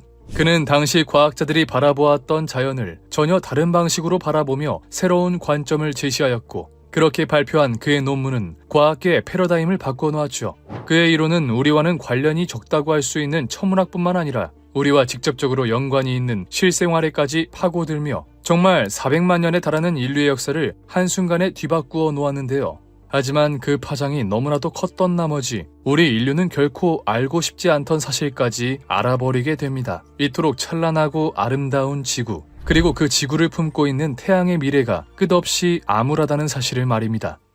나무에서 떨어지는 사과를 보며 중력을 떠올린 뉴턴. 뉴턴은 단지 위에서 아래로 이동하는 사과를 보며 지구와 사과가 서로를 끌어당긴다는 놀라운 생각을 하였습니다. 이때 두 물체 사이의 거리가 가까울수록 물체의 질량이 커질수록 그 힘은 강해진다고 보았죠. 게다가 이 법칙을 통해 뉴턴은 행성의 가속도를 구할 수 있었고, 이를 통해 행성의 궤도가 타원형임까지 증명할 수 있었습니다. 하지만 문제는 뉴턴의 중력 법칙은 왜 물체가 서로를 끌어당기는지에 대해서는 알 수 없었다는 건데요. 단순히 질량을 가진 물체들끼리는 서로 끌어당기는 만유인력이 존재한다는 자연적 현상만을 기술한 것일 뿐, 중력이 어떠한 이유로 발생하는지와 같은 본질적인 문제에는 접근하지 못한 것이었죠. 뿐만 아니라 만유인력은 두 가지 이상의 물체가 존재할 때에만 정의할 수 있는 힘으로, 어떠한 공간에 물체가 하나만 놓여 있을 때에는 중력이 어떻게 작용하는지 설명할 수 없었습니다. 그렇게 중력 현상을 수학적으로 기술하는 데에는 성공했지만 중력의 본질은 알아차리지 못한 채 시간은 속절없이 흘러갔습니다. 그런데 1915년, 오랫동안 풀리지 않았던 중력의 본질이 드디어 밝혀지게 됩니다. 아인슈타인은 다른 사물의 도움을 받아 중력을 표현한다는 게 매우 이상하다고 생각했습니다. 물체가 두 개가 생기는 순간 중력이 생기고 다시 물체가 한 개가 되면 중력이 사라진다니 지금 생각해봐도 이상한 일이긴 하죠. 결국 아인슈타인은 나무에서 떨어지는 사과를 보고 만유인력을 떠올렸던 뉴턴처럼 이제껏 그 누구도 상상하지 못했던 놀라운 생각을 하게 됩니다. 그는 어떠한 물체가 시공간이라는 천막 위에 놓인다고 생각했습니다. 이 천막 위에 우리 지구만 있다고 생각한다면 지구는 자신의 중력 그 자체를 느끼지 못할 테죠. 하지만 지구가 있는 천막에 달을 놓게 되면 달은 지구가 만들어 놓은 굴곡을 따라 아래로 빨려 들어가게 됩니다. 그리고 이 빨려 들어가는 힘이 바로 우리가 태어난 순간부터 지금까지 느끼고 있는 중력이라는 것이었죠. 이처럼 아인슈타인은 두 물체 간의 상호작용 하에서만 증명되었던 중력을 조금 더 근본적이고 일반적인 상황으로 풀어내며 중력 이론을 마침내 완성시키고 말았습니다. 그렇게 마침내 이 세상의 비밀을 풀어낼 도구를 손에 넣게 된 인간. 수많은 과학자들은 이렇게 탄생한 도구를 바탕으로 이 우주의 본질을 파헤치기 위한 노력을 쏟아붓기 시작합니다. 우선 그들은 일반 상대성 이론의 정수를 담고 있는 아인슈타인 장방정식에 집중했는데요. 딱 보기에도 어려운 미지수들을 가지고 있는 이 식은 좌변엔 시공간의 기하학적 정보, 즉 시공간이 어떻게 휘어져 있는지를, 우변엔 물질 혹은 에너지의 분포를 나타내며 쉽게 말해 물질과 에너지의 분포에 의해 시공간이 어떻게 얼마나 영향을 받는지를 알 수 있는 식이었습니다. 때문에 이 식을 이리저리 잘 조합하여 원하는 환경을 만들 수만 있다면 이 우주가 어떤 이유로 어떻게 탄생을 한 건지, 앞으로 이 우주의 미래는 어떻게 될지, 이 우주가 우리에게 숨기고 있는 비밀이 도대체 무엇인지 등을 알 수 있었죠. 하지만 문제는 이 식이 너무나도 풀기 어려웠다는 겁니다. 이 식을 각각 뜯어보면 리치 텐서, 스칼라 곡률, 계량 텐서 등등 과학을 전공하지 않은 사람들이라면 용어조차 어색한 변수들로 가득 차 있었는데요. 아인슈타인 역시 이 우주의 모든 비밀을 알 수 있는 방정식을 탄생시킨 만큼 풀이하는 데에만 성공했다면 그가 평생토록 염원해왔던 이 우주의 본질을 알아낼 수 있었겠지만 안타깝게도 그는 뛰어난 창의력과 통찰력을 가지고 있는 반면 수학에서는 유독 약한 모습을 보였기에 이 식에 대한 해답을 얻을 수는 없었죠. 데이비드 힐버트라는 수학자는 당시 아인슈타인의 수학 실력을 보고 이런 말을 하기도 했습니다. 길거리에서 노는 애들이 아인슈타인보다 4차원 기하학을 더 잘 이해할 것이요. 그렇게 그 누구도 접근하지 못하며 아인슈타인 장방정식 또한 하나의 숙제로 남는 듯 하였는데, 아인슈타인 장방정식이 발표된 지 얼마 지나지 않은 1916년, 불과 2달 만에 이 식의 첫 번째 해답이 탄생하게 됩니다. 그런데 문제는 그의 해답이 당시까지의 상식으로는 도저히 받아들일 수 없는 난해한 결과였다는 건데요. 그가 내놓은 해답대로라면 수천 년에 걸쳐 쌓아온 인간의 과학에 균열이 생기는 것이나 다름없었습니다. 게다가 더욱 충격적인 건 그 해답을 내놓은 사람이 제1차 세계대전에 징집되어 한창 전투 중이었던 군인이었다는 건데요. 그의 이름은 바로 카를 슈바르츠 실트였습니다. 그에게도 아인슈타인 장방정식은 너무나도 어려운 수학 문제였는데요. 하나의 식 안에 무려 16개의 미지수들이 존재하고 있다는 괴랄할 난이도는 물론 미지수 하나의 값을 제대로 구하는 것조차 쉬운 일이 아니었으니 말이죠. 그래서 그는 이 식을 최대한 간단히 정리해보기로 합니다. 수많은 미지수들이 모두 상쇄되는 그런 특정한 상황을 가정해 방정식을 풀어보기로 한 것이죠. 그렇게 생각한 것이 바로 회전하지 않고 완벽한 구 모양을 한 별의 형태였는데요. 회전하거나 복잡한 모양으로 생긴 별의 계산은 너무나도 복잡하기 때문에 일단 단순한 모양의 풀이부터 시작한 것이었죠. 원형의 상황에서는 모든 것이 대칭이 되기 때문에 수많은 변수들을 획기적으로 줄여버릴 수 있었고, 그렇게 영광스러운 아인슈타인 방정식의 첫 번째 해를 구하는데 성공하게 됩니다. 그가 얻어낸 해는 그의 이름을 따 슈바르츠 실트 해라는 이름을 갖게 되었는데, 이 슈바르츠 실트 해가 의미하는 바는 상당히 놀라운 것이었습니다. 슈바르츠 실트가 얻은 해를 조금 더 자세히 이야기하자면 그는 구대칭 형태의 물질이 만들어내는 중력장을 기술한 것이었는데요. 여기서 문제가 된 건 별이 중력에 의해 쪼그라들어 어떤 한계점에 도달하게 되면 빛조차도 탈출하지 못하는 특이점이 생긴다는 것이었습니다. 다시 말해 오늘 우리가 알고 있는 모든 것을 빨아들이는 천체, 블랙홀의 존재를 예견한 것이었죠. 주변에 존재하는 모든 것들을 하나도 빠짐없이 빨아들이며 태초의 상태로 돌려놓는 우주에서 가장 위험한 존재, 블랙홀. 블랙홀의 주변을 지나가는 물질들은 그것이 우주에서 가장 빠른 존재인 빛일지라도 블랙홀을 이겨낼 수는 없었는데요. 그렇다면 과연 이 어마무시한 존재인 블랙홀은 과연 왜 그리고 어떻게 생겨나는 걸까요? 블랙홀은 보통 어마어마한 질량을 가지고 있는 항성에서부터 시작합니다. 항성은 막대한 질량을 가지고 있기 때문에 항상 천문학적인 압력으로 말 그대로 꽉 쥐어 짜지고 있는데요. 그 힘이 워낙 방대하여 모든 항성들은 전부 찌그러져 있어야 하지만 왜인지 모두 멀쩡하게 커다란 원형의 모습을 잘 유지하고 있죠. 그 이유는 바로 항성의 내부에서 핵융합 반응이 활발하게 일어나고 있기 때문인데요. 항성 내 원자들은 서로 충돌하며 핵융합으로 폭발적인 에너지를 얻어내는데 이게 중력의 저항에 반대로 항성을 팽창시키며 적절히 행성의 모양을 유지하고 있는 것이죠. 하지만 언제까지나 항성이 그런 방법으로 모습을 유지할 수는 없었는데요. 항성은 일생 대부분의 기간 동안 수소를 이용해 핵융합을 하는데 이 과정에서 그 산물인 헬륨이 계속해서 생성됩니다. 시간이 흘러 헬륨의 농도가 점점 짙어지게 되고 이는 수소 핵융합을 점차 방해하기 시작하죠. 그렇게 수소 핵융합 빈도가 줄어들자 자연스럽게 같은 시간 내에 만들어내는 에너지의 양은 대폭 감소하게 되고 그에 따라 막대한 양의 중력을 버티지 못한 항성은 점점 크기가 줄어들게 되는데요. 하지만 여기서 바로 블랙홀이 만들어지는 것은 아니었습니다.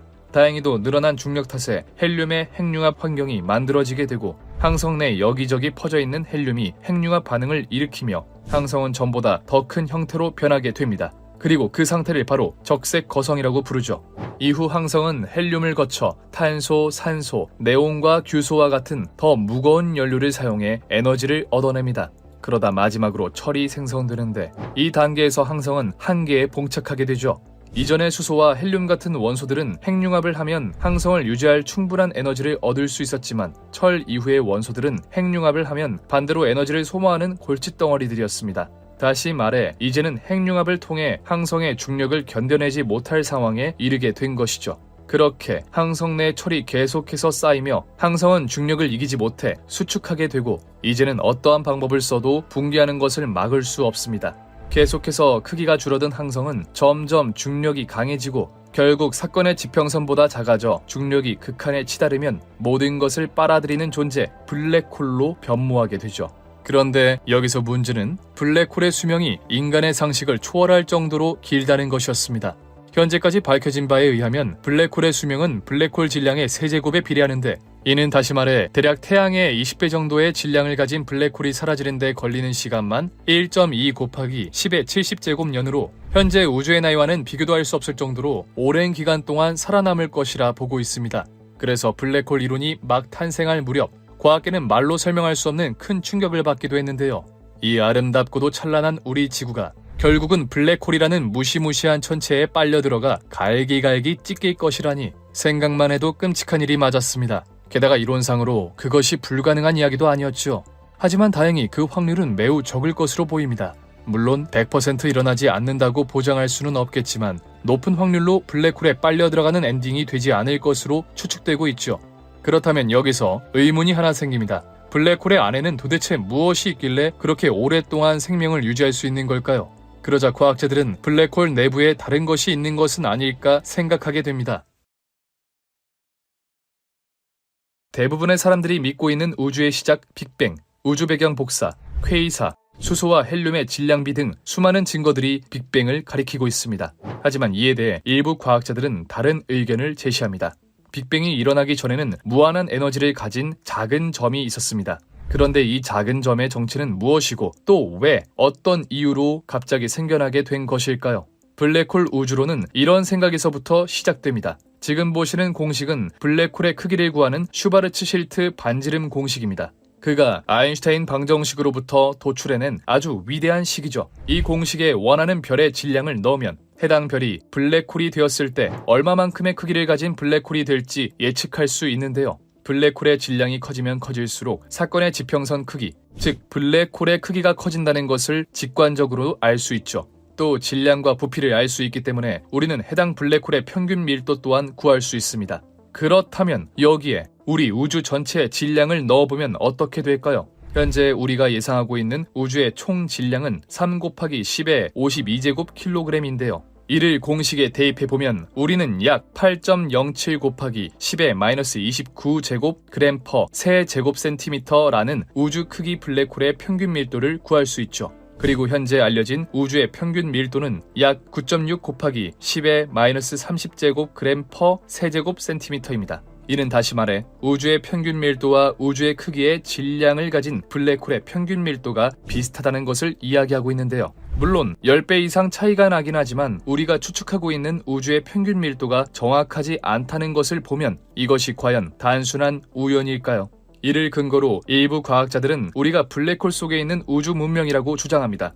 물론 우리가 블랙홀 근처에 있다면 엄청난 중력 차이로 인해 몸이 갈기갈기 찢게 하는 게 아니냐고 하실 수도 있는데요. 하지만 실제 이런 질량과 평균 밀도를 가지고 있는 블랙홀이 있다면 이 블랙홀의 사건의 지평선 안쪽은 굉장히 평탄한 시공간을 가지고 있을 것이라고 합니다. 쉽게 말해 우리가 사건의 지평선 안에 있어도 우리의 생활에는 아무런 지장이 없을 것이라는 거죠.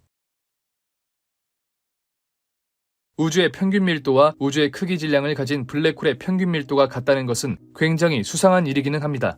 자연에서 일어나는 법칙 중에 결단코 우연은 없으며 모두가 필연적으로 연결되어 있기 때문이죠. 하지만 아쉽게도 블랙홀 우주론에는 기존의 몇몇 관측들을 설명할 수 없는 약점이 있었습니다. 그 중에서 가장 치명적인 것은 바로 우주가 팽창하고 있다는 사실이었죠. 우주론에 있어 우주가 팽창한다는 것은 굉장히 중요한 쟁점이었습니다. 정상 우주론이 주류일 당시 우주가 팽창한다는 생각은 바보 취급당하며 사장될 뻔했죠. 하지만 이제 우주가 팽창한다는 것은 상식 중의 상식이 되었습니다. 그런데 우리 우주가 블랙홀 속에 있다면 어떻게 팽창을 한다는 것일까요? 현재 우리 주변의 거의 모든 은하들은 우리에게서 멀어지고 있습니다. 그리고 이 속도는 거리가 멀면 멀수록 빨라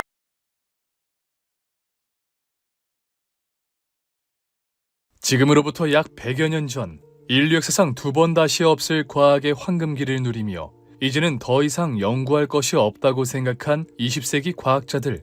그들은 이제야 마침내 자연의 이치를 깨달았고 더 이상 이 자연이 인간에게 숨기고 있는 것은 없다고 자만하였습니다. 하지만 이내 평온하던 과학계에 파장을 일으킨 인물이 등장하니 그의 이름은 바로 알버트 아인슈타인. 그는 당시 과학자들이 바라보았던 자연을 전혀 다른 방식으로 바라보며 새로운 관점을 제시하였고 그렇게 발표한 그의 논문은 과학계의 패러다임을 바꿔놓았죠. 그의 이론은 우리와는 관련이 적다고 할 수 있는 천문학뿐만 아니라 우리와 직접적으로 연관이 있는 실생활에까지 파고들며 정말 400만 년에 달하는 인류의 역사를 한순간에 뒤바꾸어 놓았는데요. 하지만 그 파장이 너무나도 컸던 나머지 우리 인류는 결코 알고 싶지 않던 사실까지 알아버리게 됩니다. 이토록 찬란하고 아름다운 지구, 그리고 그 지구를 품고 있는 태양의 미래가 끝없이 암울하다는 사실을 말입니다. 나무에서 떨어지는 사과를 보며 중력을 떠올린 뉴턴. 뉴턴은 단지 위에서 아래로 이동하는 사과를 보며 지구와 사과가 서로를 끌어당긴다는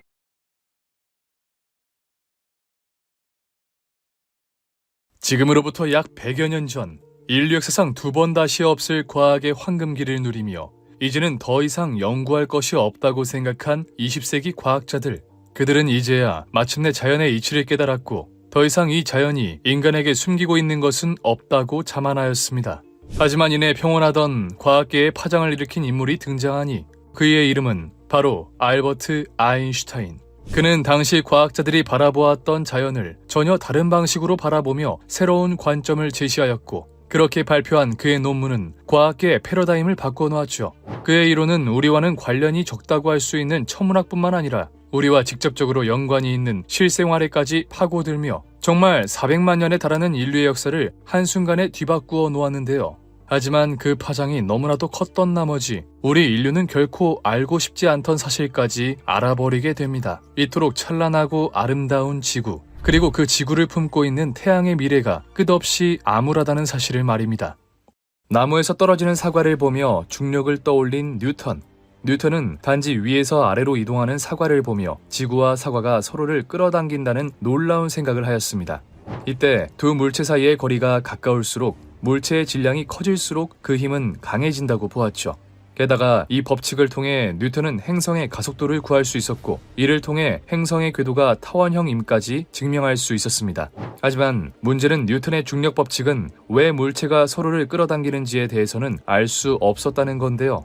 단순히 질량을 가진 물체들끼리는 서로 끌어당기는 만유인력이 존재한다는 자연적 현상만을 기술한 것일 뿐, 중력이 어떠한 이유로 발생하는지와 같은 본질적인 문제에는 접근하지 못한 것이었죠.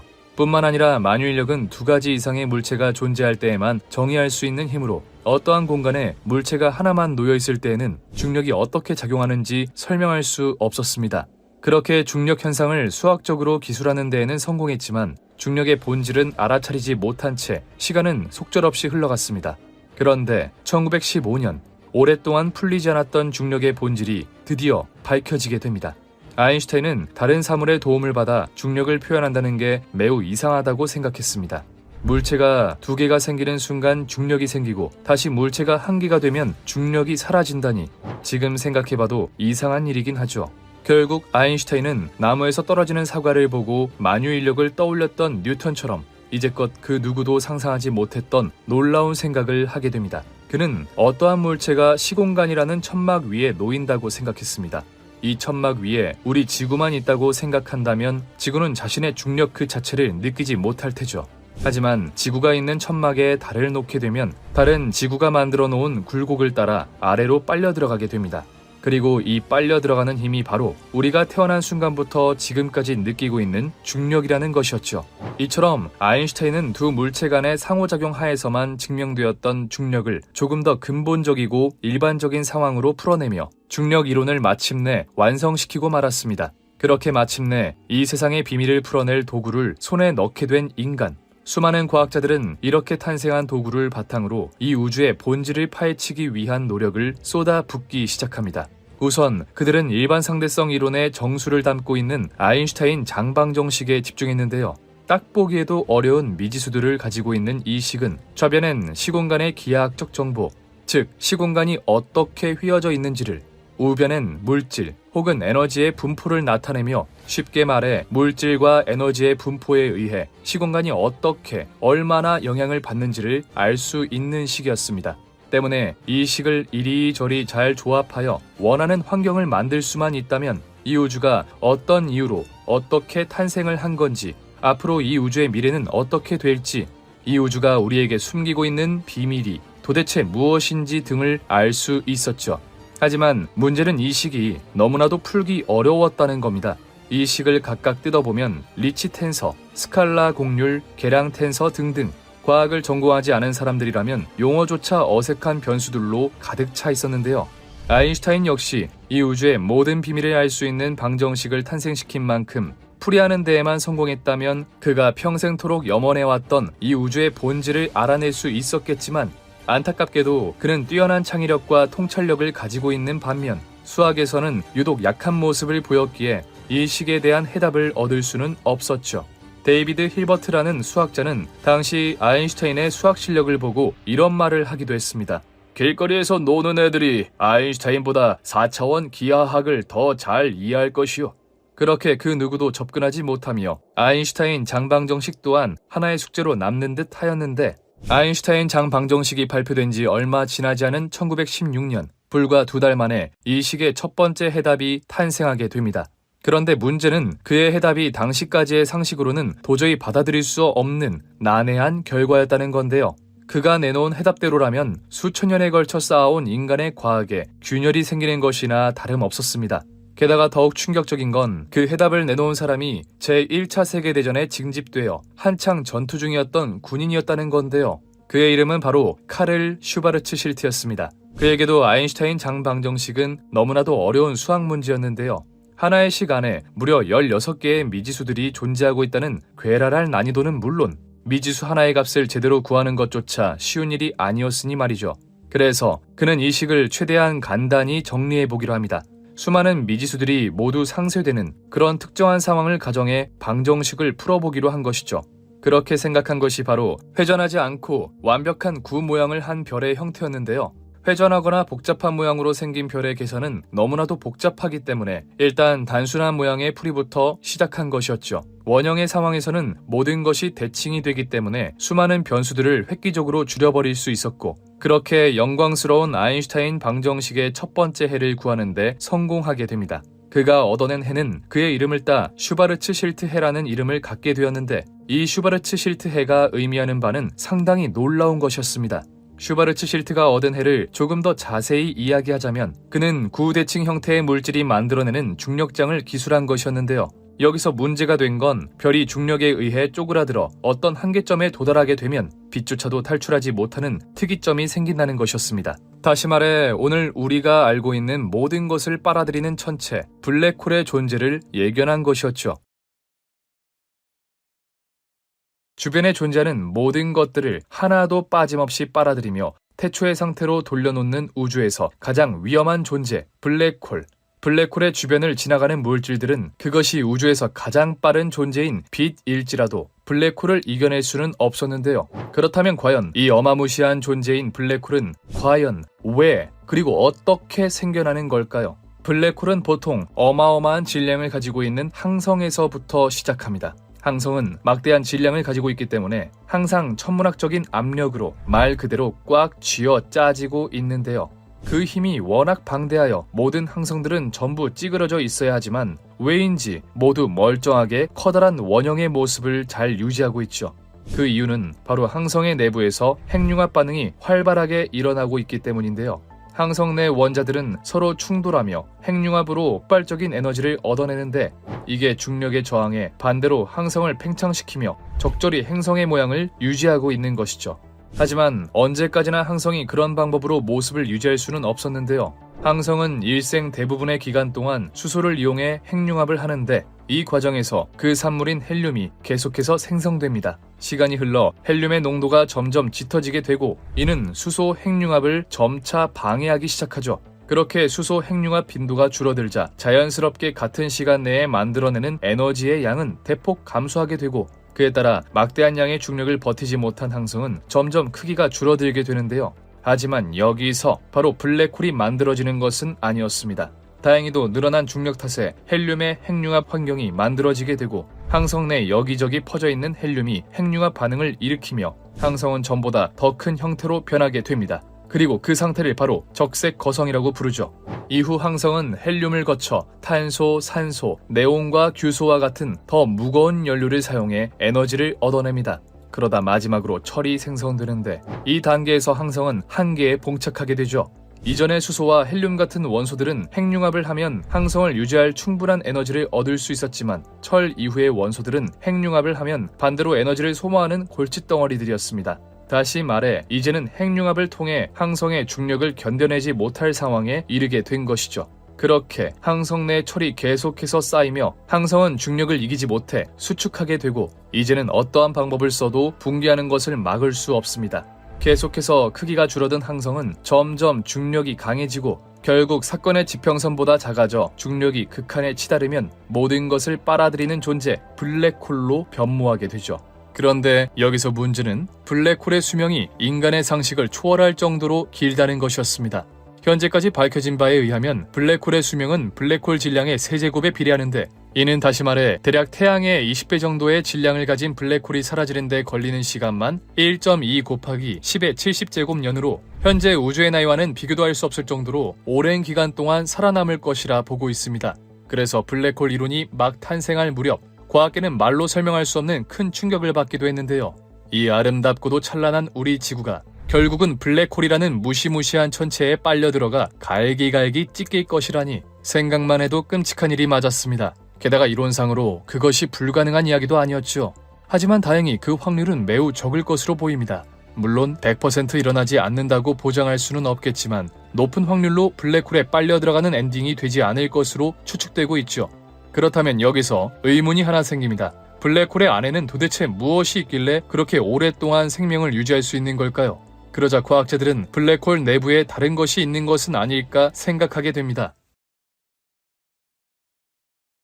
대부분의 사람들이 믿고 있는 우주의 시작 빅뱅, 우주 배경 복사, 퀘이사, 수소와 헬륨의 질량비 등 수많은 증거들이 빅뱅을 가리키고 있습니다.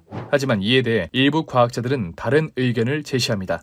빅뱅이 일어나기 전에는 무한한 에너지를 가진 작은 점이 있었습니다. 그런데 이 작은 점의 정체는 무엇이고 또 왜 어떤 이유로 갑자기 생겨나게 된 것일까요? 블랙홀 우주론은 이런 생각에서부터 시작됩니다. 지금 보시는 공식은 블랙홀의 크기를 구하는 슈바르츠 실트 반지름 공식입니다. 그가 아인슈타인 방정식으로부터 도출해낸 아주 위대한 식이죠. 이 공식에 원하는 별의 질량을 넣으면 해당 별이 블랙홀이 되었을 때 얼마만큼의 크기를 가진 블랙홀이 될지 예측할 수 있는데요. 블랙홀의 질량이 커지면 커질수록 사건의 지평선 크기, 즉 블랙홀의 크기가 커진다는 것을 직관적으로 알 수 있죠. 또 질량과 부피를 알 수 있기 때문에 우리는 해당 블랙홀의 평균 밀도 또한 구할 수 있습니다.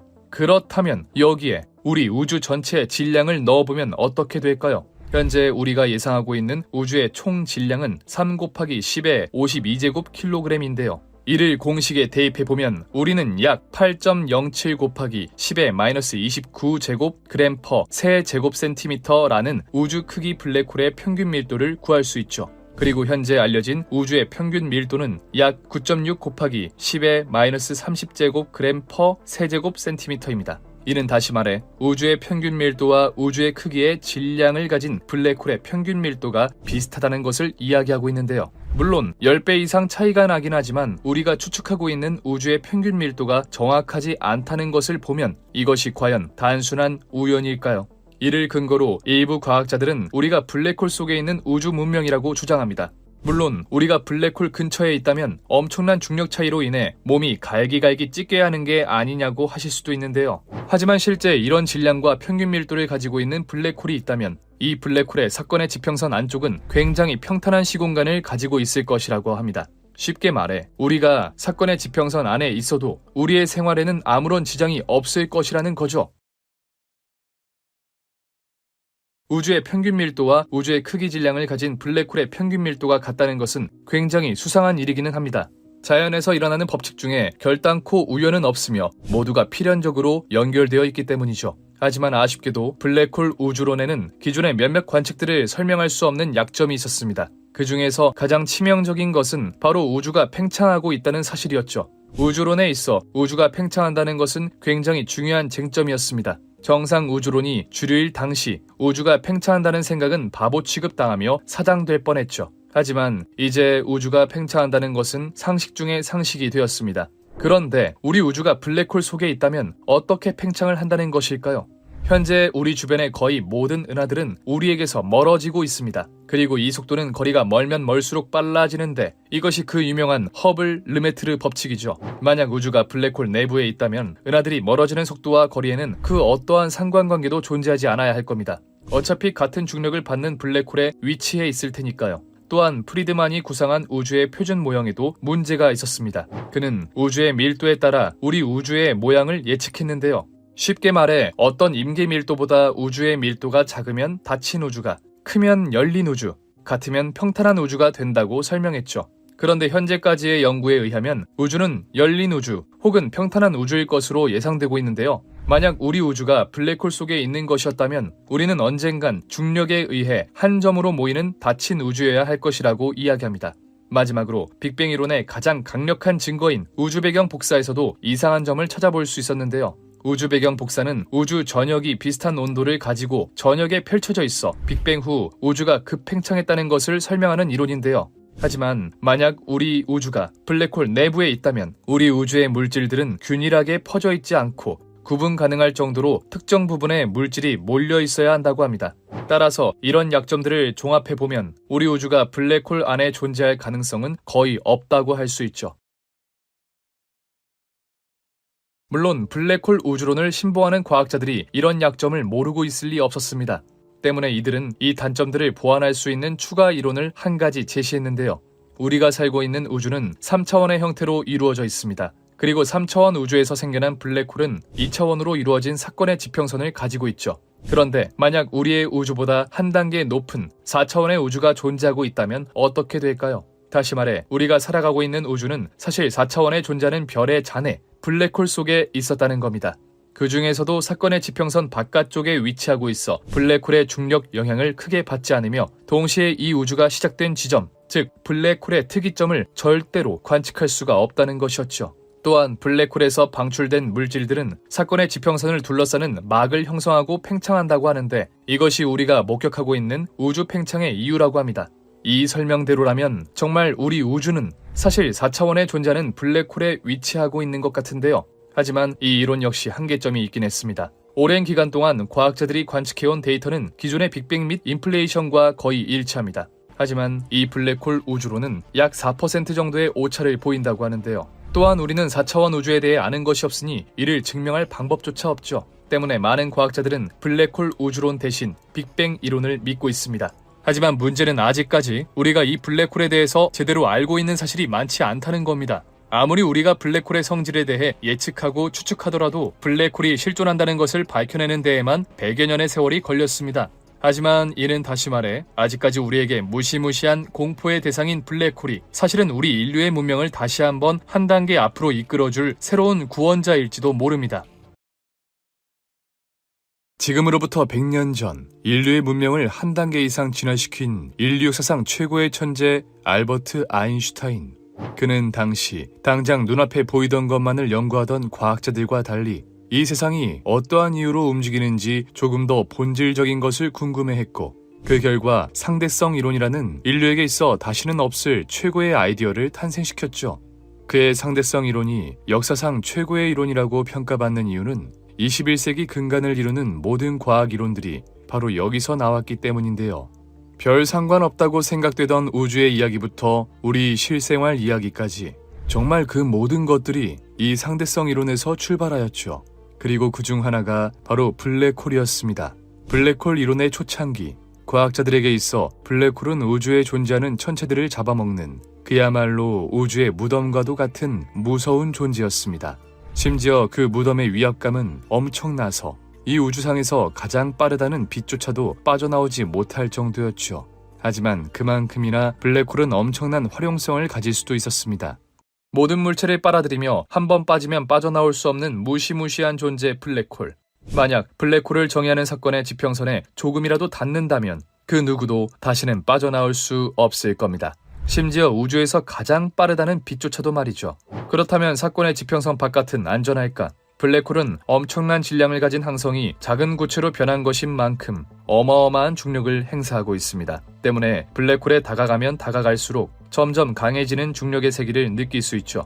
그래서 우리가 블랙홀의 궤도에 진입하게 되면 블랙홀과 조금이라도 가까운 신체가 블랙홀 쪽으로 늘어나기 시작하는데요. 블랙홀에 가까워지면 가까워질수록 조금 더 가까운 쪽이 더욱 많이 빨려 들어가기 시작하면서 우리의 몸은 점점 길게 또 가늘게 변해가죠. 이 현상을 보고 우리의 몸이 마치 스파게티처럼 변한다 하여 스파게티 효과 또는 국수 효과라고 부릅니다. 그렇게 길어진 우리의 몸은 언젠가는 사건의 지평선에 닿게 될 텐데 이때 우리는 단 0.0001초도 되지 않는 순간 블랙홀 속으로 빨려 들어가게 될 겁니다. 그리고 블랙홀에 들어간 우리의 몸은 이전보다 훨씬 길어지게 되면서 이제 그 두께는 고작 원자 하나의 크기밖에 되지 않을 테죠. 그러다 중력을 이기지 못한 신체는 절반으로 나눠지게 되고 또다시 절반, 또 절반, 또 절반으로 나눠지며 어느새 특이점에 도달해 이 우주에 있었다는 흔적마저 사라지고 말 겁니다. 그나마 여기서 희망적인 건 우리가 그 순간을 기억하지 못할 것이라는 건데요. 사건의 지평선을 넘어 빛의 속도로 블랙홀에 빨려 들어간 우리는 마치 시간이 정지한 것처럼 느껴질 겁니다. 이때 블랙홀 바깥의 풍경을 볼 수 있다면 점점 우주가 빠르게 흐르기 시작하더니 갑자기 뱃속 버튼을 누른 것처럼 우주가 무한히 빠르게 움직이는 것처럼 보일 테죠. 하지만 수백만 년, 아니 그 이상의 시간 동안 우리의 몸이 갈갈이 찢겨져 있는 걸 느끼게 된다면 결코 다행은 아닌 것 같기도 합니다. 그렇다면 블랙홀로 빨려 들어가는 물체를 블랙홀 바깥에서 지켜본다면 과연 어떤 모습일까요? 물체가 사건의 지평선에 닿는 순간 갑자기 존재가 사라져버리는 것일까요? 재밌게도 전혀 예상치 못한 결과를 관찰할 수 있었는데 처음에는 물체가 블랙홀의 궤도에 진입하며 평범한 모습을 보여줄 겁니다. 그러다 점점 사건의 지평선에 가까워지는데 이상하게도 점점 물체의 속도가 느려지기 시작하죠. 이는 사건의 지평선에 다다를수록 중력이 강해져 물체를 비춘 빛이 우리에게 도달하기까지 오랜 시간이 걸리기 때문인데요. 강한 중력을 이기면서 우리에게 오다 보니 당연히 그 속도가 점점 느려지는 것이죠.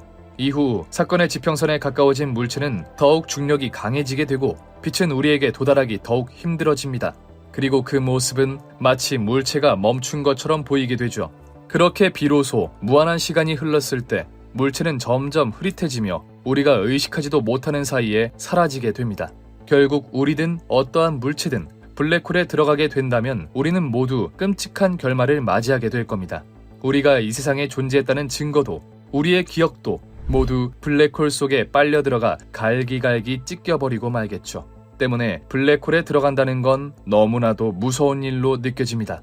그런데 몇몇 과학자들은 블랙홀에 들어갈 수 있다면 꽤나 재미있는 일을 겪을 수 있을 것이라고 이야기합니다. 아인슈타인 방정식의 해를 풀어낸 슈바르츠-실트 해는 그 자체로 흥미로운 특징들을 가지고 있었습니다. 먼저 첫 번째, 아무것도 돌아올 수 없는 경계선이 블랙홀의 주위를 감싸고 있다. 다시 말해 블랙홀에는 빛조차도 빠져나올 수 없는 사건의 지평선이 있다는 말로 이 반경보다 더 가까이 접근하는 물체는 여지없이 블랙홀로 빨려 들어가 결코 탈출하지 못하게 된다는 이야기였죠. 사실 이는 너무나도 잘 알려져 있는 탓에 그리 신기하진 않지만 그 다음 특징이 매우 흥미로웠는데요. 슈바르츠-실트 반경 안으로 떨어지는 사람은 시공의 반대편 비친 거울 세계를 보게 될 것이다. 쉽게 말해 블랙홀에 의해 중력이 무한대에 가까워질 때쯤 우주에는 구멍이라고 부를 만한 것이 생기게 되는데 만약 그 구멍을 볼 수 있다면 그 구멍 속에는 우주의 반대편 모습이 보인다는 것이었습니다. 하지만 아인슈타인은 거울 우주는 어차피 소통이 불가능한 곳이기 때문에 이 특성들을 별로 신경 쓰지 않았죠.